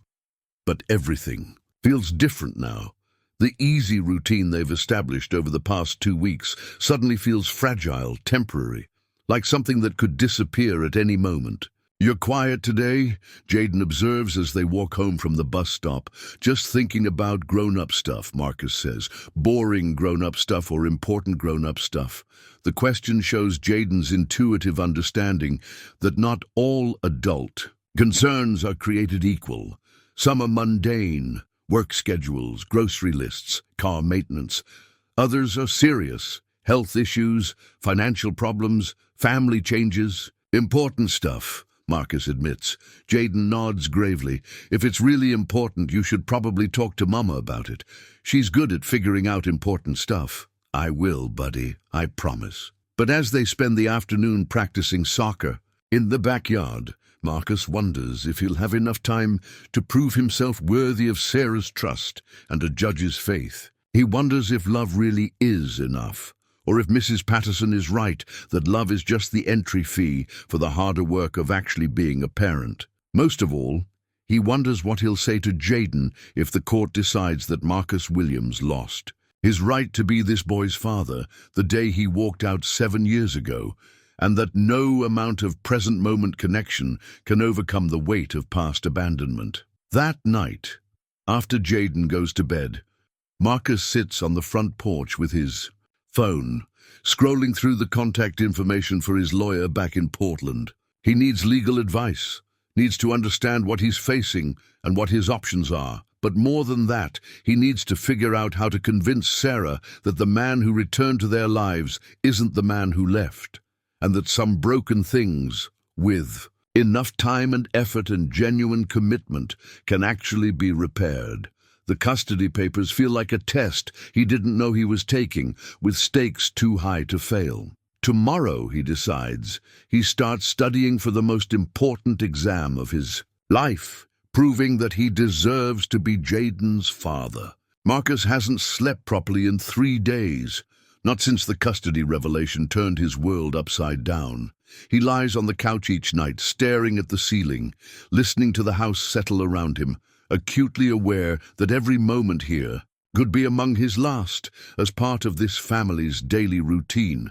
Thursday morning brings another legal complication, a call from his own attorney in Portland, a court-appointed lawyer named David Chen, who specializes in family reunification cases. Marcus, I've reviewed the documents Sarah's lawyer sent over. Chen's voice is professionally sympathetic through the phone. I have to be honest with you, this is an uphill battle. 7 years of documented absence, no attempt at contact, and a stable single-parent household that's clearly functioning well without you. Marcus takes the call outside on the front porch, not wanting Jayden to overhear anything that might worry him. The morning air is crisp with the promise of autumn, and leaves are just beginning to turn colors on the old oak tree that shades Sarah's driveway. What are my chances? Marcus asks directly. In court? Maybe 30%, and that's optimistic. Judges tend to prioritize the child's established routine and emotional stability.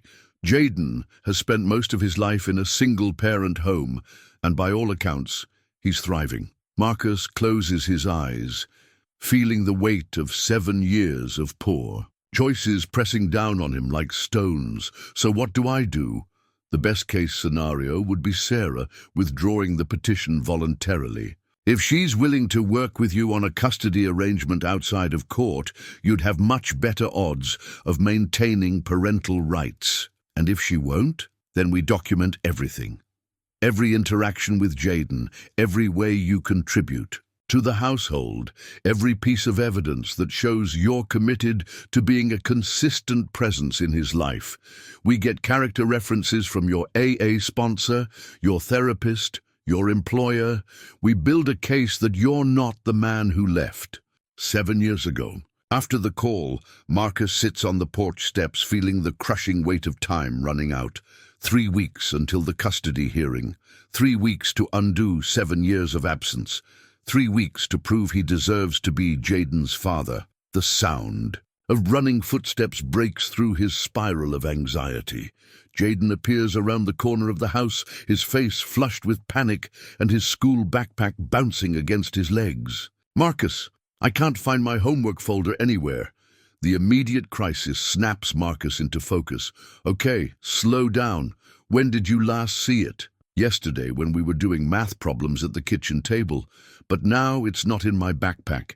And it's not on the table. And Mrs. Rodriguez is going to be so mad if I don't have my social studies project. Marcus can see the genuine distress in his son's face, the particular anxiety that children feel when they've disappointed a teacher or failed to meet expectations. It's the kind of moment that tests a parent's ability to remain calm under pressure, to be a source of stability when everything feels chaotic. Let's think like detectives, Marcus says, standing up and putting a reassuring hand on Jayden's shoulder.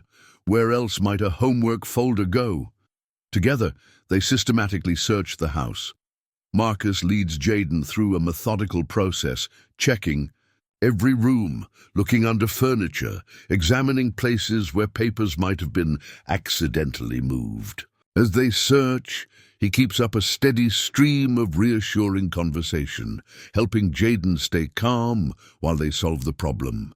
They find the folder wedged between couch cushions, apparently knocked off the coffee table during their after-dinner. Clean up the night before. Jayden's relief is immediate and overwhelming. He throws his arms around Marcus with the fierce gratitude that children show when adults rescue them from disaster. "Thank you, thank you, thank you. I was so scared, Mrs. Rodriguez would think I didn't do my project." "But you did do your project," Marcus points out. "It was just hiding for a little while. The important thing is that you didn't give up, and you asked for help when you needed it." As Jayden races off to catch his bus, Marcus realizes something significant has just happened. His son's first instinct when facing a crisis wasn't to call his mother at work or wait for Mrs. Patterson's arrival. His first instinct was to run to Marcus, trusting that his father would help solve the problem. That trust feels both precious and terrifying. Precious because it represents the connection they've been building. Terrifying because Marcus knows how easily it could be shattered if the custody hearing doesn't go in his favor. The day passes in a blur of anxious energy. Marcus finds himself unable to concentrate on simple tasks, checking his phone obsessively for messages from his lawyer, from Sarah, from anyone who might have information about what happens next. Sarah comes home from her shift, looking exhausted, and Marcus can see the stress of their legal situation written in the lines around her eyes. They've been avoiding the topic for 2 days, dancing around the elephant in the room while maintaining their routine for Jayden's sake. "We need to talk," Sarah says after Jayden goes upstairs to take his bath. They sit at the kitchen table where they've shared so many conversations over the past few weeks. Homework help, morning coffee, tentative steps toward rebuilding trust. Now the familiar space feels charged with tension and unresolved conflict. "Marcus, I want you to understand something," Sarah begins. "Filing those custody papers wasn't about punishing you. It was about protecting Jayden. I know that. Do you? Because I don't think you understand what it was like raising him alone. Not just the practical stuff, though that was hard enough, but the emotional complexity of being his only reliable parent." Marcus nods, encouraging her to continue. When he was 5, Jayden had nightmares for months after watching a movie about a kid whose father died. Not because his father died, but because it made him realize that some children don't have fathers at all. He would wake up crying, asking me if his daddy was dead, if that's why you never came to see him. Each word is like a physical blow, but Marcus forces himself to listen. "I had to make a choice," Sarah continues. "I could keep telling him that maybe someday you'd come back, keep his hopes alive for a reunion that might never happen. Or I could help him accept that his family looked different from other families, but that it was still complete and whole and good." "What did you tell him?" "I told him the truth, that sometimes adults make mistakes that hurt the people they love, and that sometimes those mistakes can't be fixed. But I also told him that he was loved completely and unconditionally by everyone who was present in his life." Marcus realizes what Sarah is really saying, that she helped Jayden build a sense of family and belonging that didn't depend on Marcus's return. She protected their son from the pain of endless hoping by helping him find peace with what was rather than what might be. The custody papers were the legal version of that same protection, Sarah explains, acknowledging reality instead of living in limbo. "But I am back," Marcus says desperately. "I'm here now, and I'm not leaving." "You've been here for 3 weeks, Marcus. 3 weeks out of 7 years. How am I supposed to know that this time is different?" Before Marcus can answer, they hear Jayden's voice from upstairs, not calling for them, but talking to someone on the phone. The conversation is muffled, but they can make out enough words to understand that he's talking to his friend Tommy. "About weekend plans. Can't come to your house on Saturday because my dad is taking me to the hardware store to learn about tools." The words drift down the stairs, and both Marcus and Sarah freeze. My dad. Not Marcus. Not his mother's friend, but my dad. Jayden is already incorporating Marcus into his identity, his sense of family, his plans for the future. Sarah's expression shifts, and Marcus can see the moment when the abstract legal discussion becomes personal and immediate. Their son is building. His emotional security around Marcus's presence, which makes the stakes of the custody hearing exponentially higher. "Oh, Marcus," Sarah whispers, and there are tears in her voice. "He's getting attached to you again. Is that such a bad thing?" "It is if you leave. It is if the court decides you don't deserve parental rights and Jayden has to watch his father disappear from his life all over again." Marcus reaches across the table and takes Sarah's hand, the first intentional physical contact between them since his return. Her fingers are cold and trembling, and he can feel the weight of her fear through her touch. "Sarah, I need you to withdraw the custody petition." She pulls her hand away gently but firmly. "I can't." "Why not?" "Because what if you're not really ready to be his father? What if this—" She gestures around the kitchen, encompassing their domestic routine, their tentative family dynamic, is just you playing house until the novelty wears off? "It's not novelty," Marcus insists. "This is me trying to be the father I should have been from the beginning. But how do I know that? How do I trust that when you've broken every important promise you ever made to us?" The question hangs between them, unanswerable in any way that doesn't require Sarah to take an enormous leap of faith. Their conversation is interrupted by the sound of bare feet running down the stairs. Jayden appears in the kitchen doorway wearing his pajamas, his hair still damp from his bath, his face bright with excitement. "Guess what? Tommy's dad said he could teach us both how to build a birdhouse this weekend, if it's okay with you guys. Can we do it? Please." The innocent request highlights exactly what Sarah has been trying to protect Jayden from: the assumption that Marcus will be there for weekend plans, that he's a reliable presence who can make commitments and keep them. "We'll see, baby," Sarah says carefully. "Let's talk about it tomorrow. But Tommy's dad needs to know tonight so he can get the wooden stuff ready," Jayden presses. "Can't Marcus just say yes now?" The simple question exposes the complexity of their situation. Jayden wants his father to make parental decisions, to commit to future activities, to act like a permanent fixture in their family. But legally and emotionally, Marcus exists in a liminal space, present but not secure, involved but not officially recognized.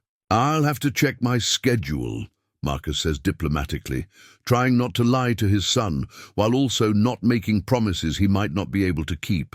Jayden accepts this answer with the pragmatic understanding that children develop about adult scheduling complications, but Marcus can see the slight disappointment in his expression. After Jayden goes to bed, Sarah and Marcus continue their conversation on the front porch, speaking in low voices to avoid being overheard. "He thinks you're staying," Sarah says. "Permanently. He's making plans that include you, building expectations around your presence." "I am staying. Permanently." "You can't guarantee that, Marcus. The custody hearing could go against you. You could be legally prohibited from seeing him." The possibility Marcus has been trying not to think about crystallizes into words, making it real and terrifying. "Then help me," he says urgently. "Withdraw the petition. Give me a chance to prove that I deserve to be his father." Sarah is quiet. For a long time, looking out at the neighborhood where she's raised their son alone, where she's built a life that functions and thrives without Marcus's input. "I'm scared," she admits finally. "Of what?" "Of trusting you and being wrong, of letting Jayden get completely attached to you just to watch you leave again, of disrupting the stability we've created, because I want to believe that people can really change." Marcus understands that she's not just talking about the custody case anymore. She's talking about the possibility of rebuilding their family, of taking the enormous risk of letting him be a permanent part of their lives. "Sarah, what would convince you? What would I have to do to earn your trust?" She looks at him directly, and in the porch light, Marcus can see both the woman he fell in love with and the strong, independent mother she's become in his absence. "Show me that you understand what you're asking for," she says. "Show me that you're ready for the boring parts of parenting, the difficult parts, the parts where you have to choose Jayden's needs over your own wants every single day for the rest of his childhood." How do I show you that? I don't know. Sarah admits. But Marcus, if you can't figure that out, then maybe the custody papers were the right decision after all. That night, Marcus lies on the couch, listening to the sounds of his family sleeping above him, Sarah's soft breathing from the master bedroom, Jayden's occasional sleep-talking from his room down the hall. These are the sounds of home, of belonging, of the life he threw away and desperately wants back. In 2.5 weeks, a judge will decide whether Marcus Williams deserves another chance to be Jayden's father. But tonight, Marcus realizes that the more important judgment is the one Sarah will make, whether she believes he's worthy of the trust it would take to withdraw those papers and rebuild their family together. Tomorrow, he decides, he starts, showing her exactly what kind of father and what kind of man he's determined to be. Marcus wakes Friday morning with the clarity that comes from making an irrevocable decision. No more waiting for the perfect moment, no more hoping that time alone will convince Sarah to trust him.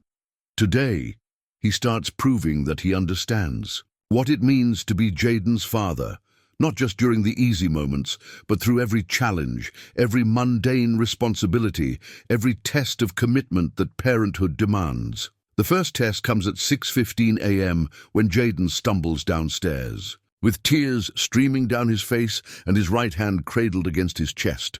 "I hurt my finger," he sobs, holding up his pinky, which is already swelling and beginning to turn purple.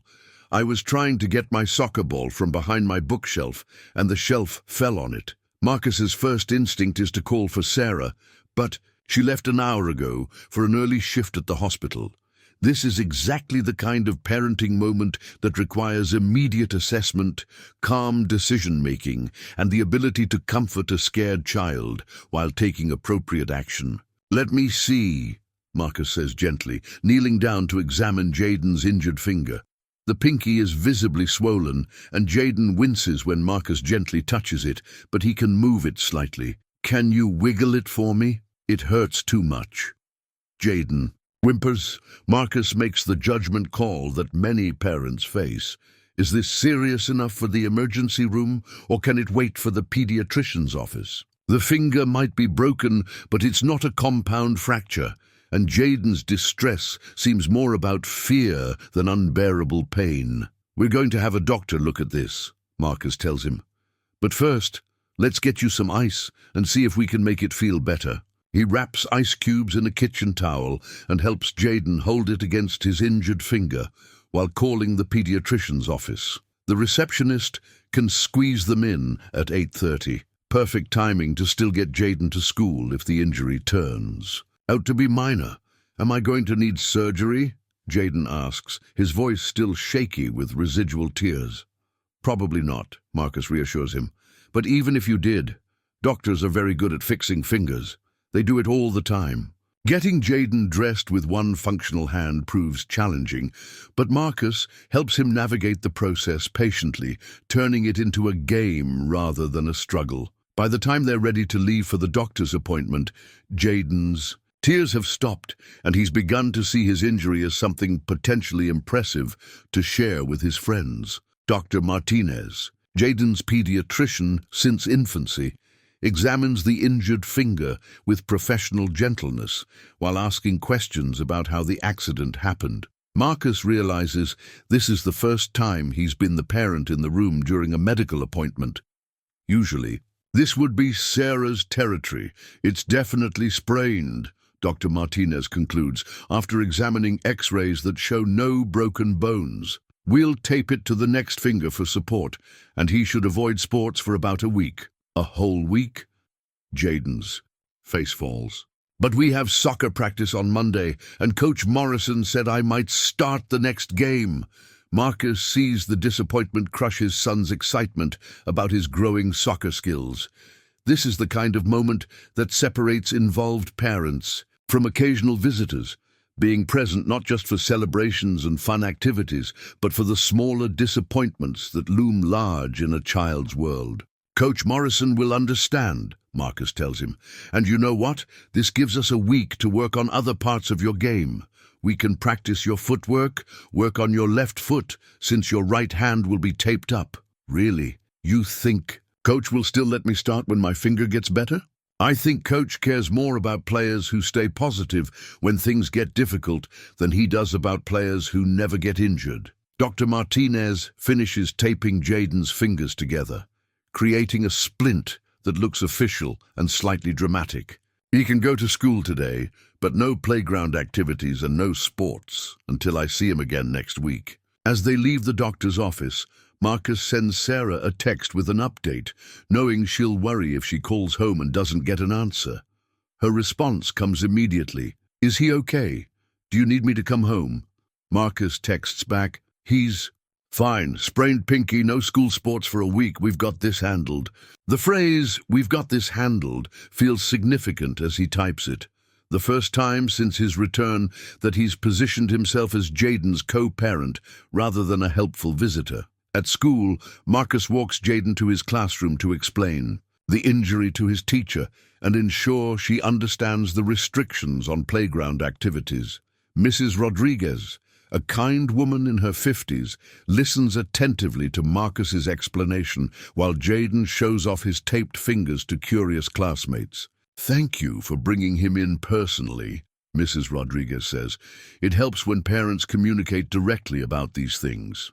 Parents, not his mother or the guardian, but parents. The casual inclusion feels like recognition of Marcus's legitimate role in Jayden's life. That afternoon, Marcus picks Jayden up from school with a surprise, a small notebook and pen for keeping track of soccer observations and strategies while he can't practice physically. Professional players study game film when they're injured, Marcus explains. We can watch some soccer videos online and take notes about techniques you want to try when your finger heals.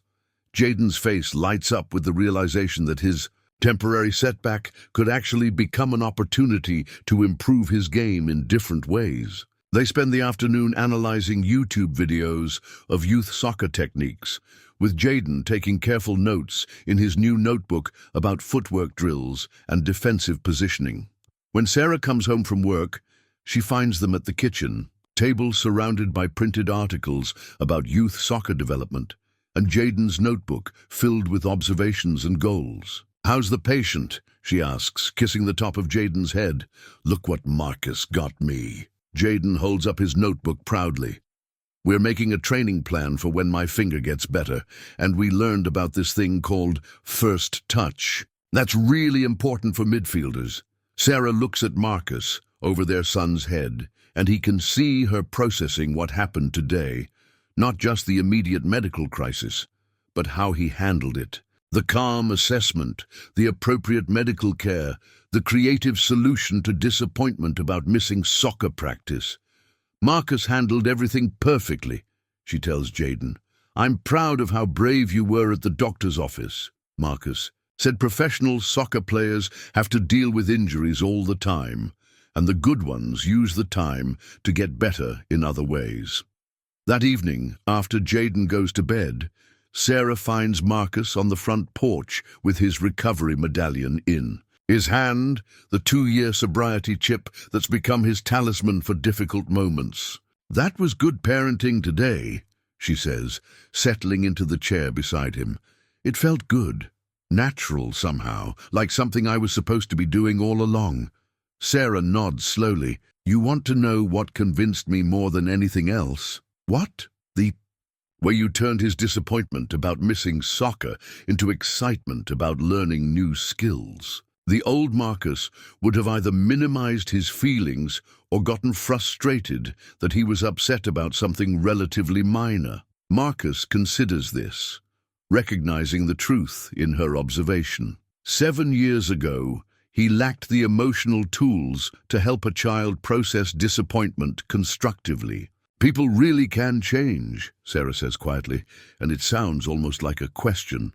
Some people can, Marcus corrects. Some people, if they want it badly enough and they're willing to do the work. Sarah reaches over and takes the medallion from his hands, examining the engraved words in the porch light. What would happen if you gave this to Jayden? Marcus looks at her, confused by the question. What if you gave him your sobriety chip as a promise? A promise that you'll never leave again, that you'll be here for every injury and disappointment and triumph from now on? The suggestion takes Marcus's breath away. The medallion represents 2 years of daily choices to stay sober, to stay committed, to recovery, to show up for his own life. Giving it to Jayden would mean placing his son's trust above his own need for reassurance. That would mean everything to him, Marcus realizes. And to me, Sarah adds softly. It would mean you're ready to put his emotional security ahead of your own symbolic comfort. Marcus looks at the medallion, understanding that Sarah is offering him a way to prove his commitment that goes beyond words or temporary actions. She's asking him to make a gesture that demonstrates his absolute faith in his own reliability.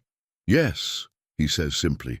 Yes, I want to give it to him. For the first time since his return, Sarah smiles at him without reservation, not the cautious, guarded expression he's grown used to, but the warm, open smile he fell in love with years ago. Then, maybe, she says, we can figure out a way to make this work. Saturday morning arrives with the weight of a decision that could change everything. Marcus wakes early, his hand instinctively going to his pocket where the sobriety medallion has lived for 2 years. Today, he's going to give it to Jayden as a promise, not just of sobriety, but of permanence, of reliability, of being the father his son deserves. But first, there's another conversation that needs to happen. Sarah is in the kitchen when Marcus comes downstairs, making pancakes for what's become their Saturday morning tradition. She looks up when he enters, and something passes between them, an understanding that today is different, that they're standing at a crossroads that will determine their family's future. I called my lawyer last night, Sarah says without preamble. Marcus feels his heart skip. And I told him I want to withdraw the custody petition. The words hit Marcus like a physical force, relief and gratitude and hope flooding through him so powerfully that he has to sit down at the kitchen table. Sarah, I'm not done, she interrupts gently. I'm withdrawing the petition because I believe you've changed. Because I've watched you parent our son with patience and wisdom and genuine care. Because Jayden lights up when he talks about his dad, and I can't be the person who takes that away from him. Marcus nods, understanding there's more coming. But, Marcus, I need you to understand what this means. If I withdraw these papers, there's no going back. I'm trusting you with our son's emotional security, his sense of family, his belief that fathers keep their promises. If you let him down, if you disappear again, I will never forgive you. I won't disappear, Marcus says quietly. I can't promise that I'll be perfect or that I won't make mistakes, but I can promise that I'll be here every day through everything for the rest of his childhood and beyond. Sarah studies his face, looking for cracks in his resolve, for signs of the man who made promises he couldn't keep. Finding none, she nods slowly. Okay, then let's tell him together. They call Jayden downstairs for breakfast, and he appears with his injured hand still taped, but his spirits high. The kitchen fills with his chatter about weekend plans, homework assignments, and speculation about when he'll be able to play soccer again. Jayden, Sarah says when he pauses for breath, Marcus has something he wants to give you. Marcus reaches into his pocket and pulls out the medallion, feeling its familiar weight one last time before placing it on the table between them. What is it? Jayden asks, leaning forward to examine the bronze disc. It's something very special to me, Marcus explains. It represents a promise I made to myself 2 years ago, a promise to stay healthy and make good choices so that someday I could come home to you and your mama. Jayden picks up the medallion carefully, reading the words engraved on its surface. 2 years, he says slowly. That's a long time. It is. And every day for 2 years, I carried this to remind me of that promise. Now I want to give it to you, but with a new promise attached to it. What promise? Marcus looks at Sarah, drawing strength from her encouraging nod, then meets his son's curious eyes. I promise that I will never leave you again. I promise to be here for soccer games and homework help and doctor's appointments and everything else that happens in your life.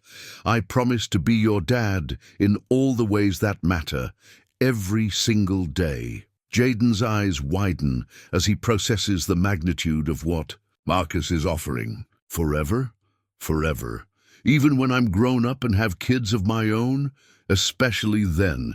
Being your dad isn't just for while you're little, it's for your whole life. Jayden throws his arms around Marcus with the fierce intensity of a child who's finally getting something he's wanted desperately but was afraid to ask for directly. I love you, Dad, he whispers against Marcus's shoulder. I love you too, buddy, more than you'll ever know. Sarah watches this exchange with tears streaming down her face, and when Jayden releases Marcus, she wipes her eyes and takes a shaky breath. There's something else we need to tell you, she says, about our family, about what this means going forward. Jayden looks between his parents expectantly. Your dad and I are going to try to be a family again, Sarah explains carefully. Not right away, and not exactly like before, but we're going to work together to figure out what that looks like. Does that mean Dad doesn't have to sleep on the couch anymore? The innocent question makes both adults laugh, breaking some of the emotional tension in the room. We're taking things slow, Sarah tells him. But yes, eventually we hope Dad will have his own room here again. Jayden's face breaks into a grin that could power the entire neighborhood. This is the best day ever. Later that morning, Marcus and Jayden walk to the park together, their first official father-son outing as a permanently reunited family. Jayden wears the medallion on a chain around his neck, checking it periodically to make sure it's still there. Dad? Jayden says as they sit on the park bench where Marcus used to push him on swings years ago. Yeah?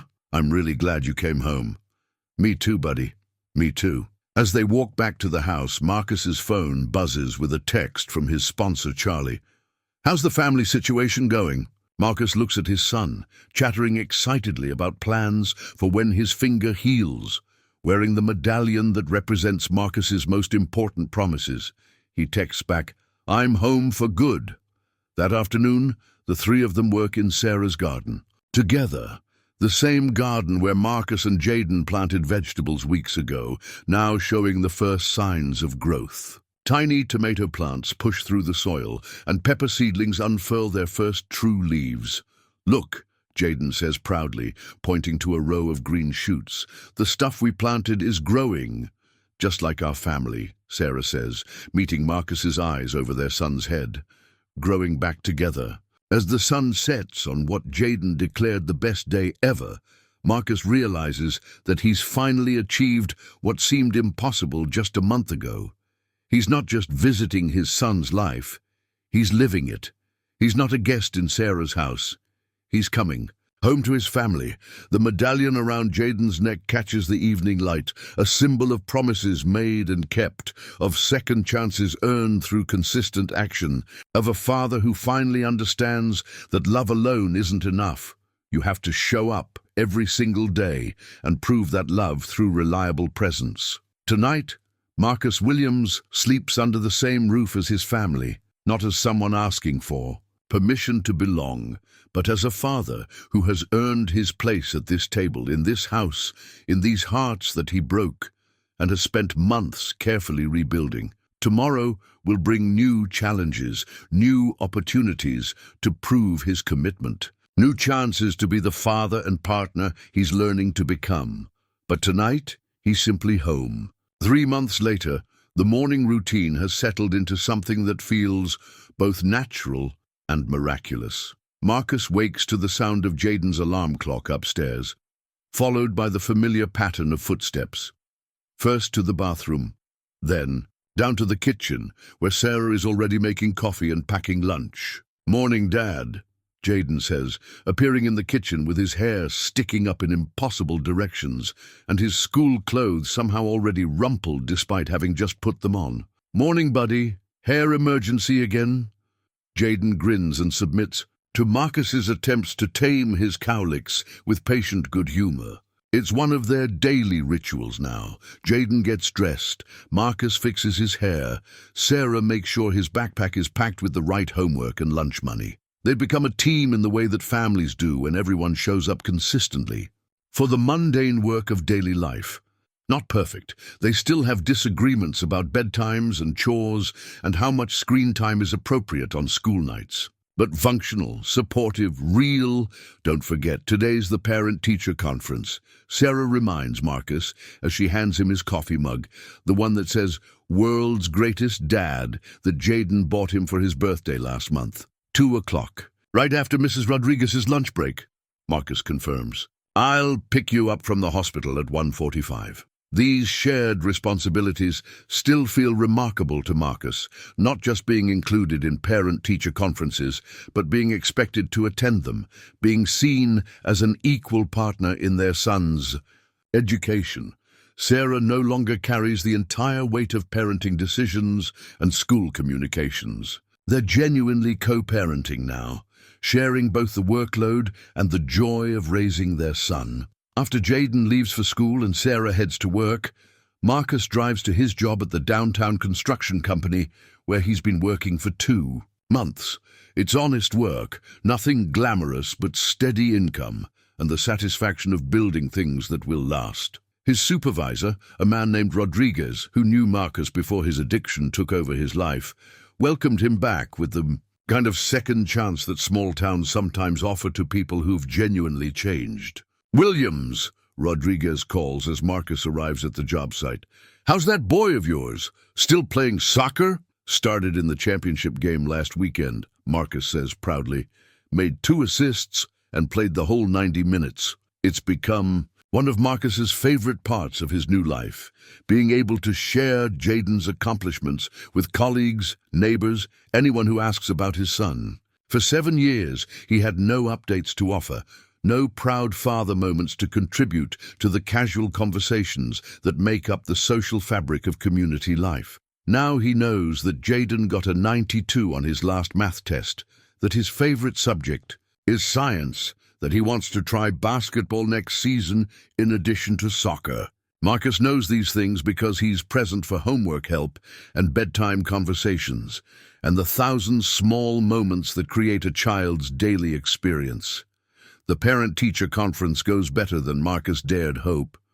Mrs. Rodriguez, no relation to his supervisor, as it turns out, praises Jayden's academic progress and social development with the enthusiasm of a teacher who genuinely cares about her students. "He's one of my most reliable students," she tells Marcus and Sarah, "always prepared for class, always willing to help classmates who are struggling. You should be very proud of the young man you're raising." "We are," Sarah says, and Marcus notices that she says "we" without hesitation now, including him naturally in the collective pride of parenting. After the conference, they pick up Jayden from after-school care and drive to their new family tradition, Friday afternoon ice cream, at the same shop where they celebrated his championship game months ago. It's become their weekly ritual for sharing news, discussing weekend plans, and simply enjoying each other's company without the distractions of homework or household chores. "Mrs. Rodriguez says I'm one of her best students," Jayden announces, proudly as he tackles a sundae that's almost as big as his head. She also said, "You've been helping Tommy Chen with his math homework," Sarah adds. "That's very kind of you." Jayden shrugs with the casual nobility that children display when they do good things without expecting recognition. "Tommy's really good at reading, but math is hard for him. I just show him the tricks you taught me, Dad." The casual way Jayden credits Marcus with his academic success still catches Marcus off guard sometimes. His son doesn't remember the years when math homework was a source of tears and frustration, when Sarah had to figure out 4th-grade word problems by herself after working 12-hour shifts at the hospital. To Jayden, it's natural that his dad would be the one who taught him mathematical strategies, who helped him understand that problems have solutions if you approach them systematically. "What tricks did I teach you?" Marcus asks, curious about how his son has internalized their homework sessions. You know, like when you don't understand something, you break it down into smaller pieces that make sense. And when you get frustrated, you take a deep breath and try again instead of giving up. Sarah meets Marcus's eyes across the table, and he can see her recognition of how these lessons extend far beyond mathematics. Marcus has been teaching Jayden problem-solving skills, resilience, persistence, the fundamental life skills that children learn when they have consistent, patient adults guiding them through challenges. Those are good tricks, Sarah agrees. They work for lots of things besides math. That evening, while Sarah reviews work schedules for the following week and Marcus helps Jayden organize his backpack for Monday, their son makes an announcement that stops both parents in their tracks. "I'm making a drawing for the art show at school," Jayden says casually. "Mrs. Patterson says it's good enough to enter in the contest." Marcus looks up from the homework folder he's been organizing. "What's the drawing of?" "My family," Jayden says matter-of-factly. "All three of us in front of our house, holding hands. I wrote 'my family' at the top in really good letters." The simple description hits Marcus with unexpected emotional force. 18 months ago, Jayden's family drawings showed only two figures, himself and his mother. The gradual inclusion of a third figure, labeled Daddy, had been one of the most powerful signs of Marcus's successful reintegration into their family life. But this drawing is different. This isn't about including an absent father in an idealized family portrait. This is about documenting reality, the three of them, together, in front of the house where they all live, connected by love and daily presence and shared experience. "I'd love to see it," Marcus tells him. Jayden runs upstairs and returns with a large piece of construction paper covered in careful crayon work. The drawing shows remarkable attention to detail for a 10-year-old, the blue shutters on their house, the oak tree in the front yard, even the small garden where they grew vegetables together. The three figures stand in the center of the composition, clearly recognizable and distinctly individual, but unified by their joined hands and identical smiles. "It's perfect," Sarah says, and Marcus can hear the emotion in her voice. "The best. And part is that it's true," Jayden explains. "Mrs. Patterson says good art tells the truth about important things, and this shows the truth about my family." Later that evening, after Jayden has gone to bed and the house has settled into its quiet nighttime rhythm, Marcus and Sarah sit on the front porch where so many of their important conversations have taken place over the past months. "I got a call from David Chen today," Marcus says, referring to his family law attorney. Sarah looks up with mild concern. "Everything okay with the custody arrangement?" "More than okay. He says that since you withdrew the original petition and we've been successfully co-parenting for 3 months, I can petition the court to have my full parental rights officially restored. It's mostly a formality at this point, but it would make everything legal and official." Sarah nods thoughtfully. "That sounds like a good idea. Jayden should have both his parents' rights protected legally." The practical conversation about legal matters doesn't capture the emotional significance of what Marcus is describing. For 7 years, he existed in a legal limbo. Technically Jayden's father, according to his birth certificate, but with no actual parental authority or responsibilities. The restoration of his legal rights would represent the final step in his journey back to full fatherhood. "There's something else," Marcus continues. "Chen asked if we'd considered making our family arrangement more permanent." "What do you mean?" Marcus reaches into his pocket and pulls out a small velvet box. Not the same ring that symbolized their first marriage, but a new one that represents who they've become and what they're building together. "I mean that we've been successfully rebuilding our family for months now. We're raising Jayden together, sharing responsibilities, supporting each other through challenges. We're already acting like married partners in every way that matters." Sarah stares at the ring box but doesn't reach for it. "Marcus, I'm not asking you to forget the past 7 years," he continues quickly. "I'm not pretending that we can just pick up where we left off.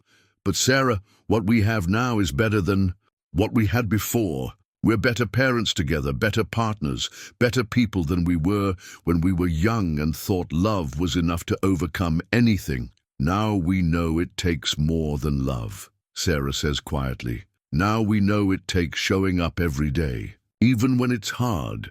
It takes putting the other person's needs first sometimes, and accepting help when you need it, and communicating about the difficult things instead of running away from them. Sarah opens the ring box and examines the simple, elegant band inside. Not flashy or expensive, but clearly chosen with thought and care for her specifically. Jayden asked me last week when you were going to be his real dad again, she says. Unexpectedly, what did you tell him? I told him you already are his real dad, that you have been since the day you came back and started showing up consistently for his life. But then he asked when we were going to be a real family again, and I realized he means, when are we going to make it official? Marcus waits, understanding that Sarah is working through her own complex feelings about commitment and risk, and the possibility of building something permanent from the pieces of what they've rebuilt. I'm scared, she admits. Not of you, not anymore, but of making promises about forever when I know how quickly everything can change. So am I, Marcus says honestly. I'm terrified of messing this up, of not being the husband and father you both deserve. But Sarah, I'm more scared of not trying, of letting fear keep us from building the family we're all capable of being together. Sarah takes the ring from the box and examines it in the porch light. It's beautiful. Will you marry me again? Not because we have to, not because it's expected, but because we want to build a life together that's permanent and official and everything that Jayden deserves. From his family, Sarah looks at Marcus, really looks at him, seeing not the man who left 7 years ago or the desperate stranger who showed up on her doorstep, but the partner who's proven his reliability through months of consistent presence, the father who's earned Jayden's trust through patient guidance, the man who's learned to keep promises because he finally understands what's at stake when he makes them. Yes, she says simply. Yes, I want to marry you again, as Marcus slides the ring onto Sarah's finger. They both understand that this engagement is different from their first one. They're not starry-eyed young people making promises they don't fully understand. They're seasoned adults who've learned that marriage requires daily choice, consistent effort, and the courage to rebuild trust after it's been broken. 6 months. Later, they hold a small ceremony in their backyard, surrounded by the garden they've tended together and the neighbors who've watched their family heal. Jayden serves as ring-bearer, proudly wearing his father's sobriety medallion and beaming with the joy of a child whose deepest wish has finally come true. Mrs. Patterson, now officially Jayden's honorary grandmother, takes dozens of pictures that will fill the pages. Sarah continues to document their family's story. The photos show 3 people who've learned that some broken things, with enough patience, commitment, and genuine love, can be repaired stronger than they were before. In the final photo of the day, Jayden stands between his parents in front of their house, all 3 of them holding hands exactly as he drew it in his art contest entry. The drawing now hangs framed in their living room, a testament to the truth of their rebuilt family, proof that sometimes the best endings are really new beginnings, and evidence that courage, consistency, and second chances can create miracles. That seemed impossible just 1 year ago. Marcus Williams is home, permanently and officially, with the family he almost lost and fought to reclaim. He's learned that being a father isn't just about biology or good intentions. It's about showing up every single day for all the beautiful, mundane, challenging work of raising a child and building a life together. And every morning, when he wakes in his own bedroom in his own house with his wife beside him and his son's voice calling from downstairs, Marcus remembers that redemption isn't just possible. It's happening one ordinary day at a time.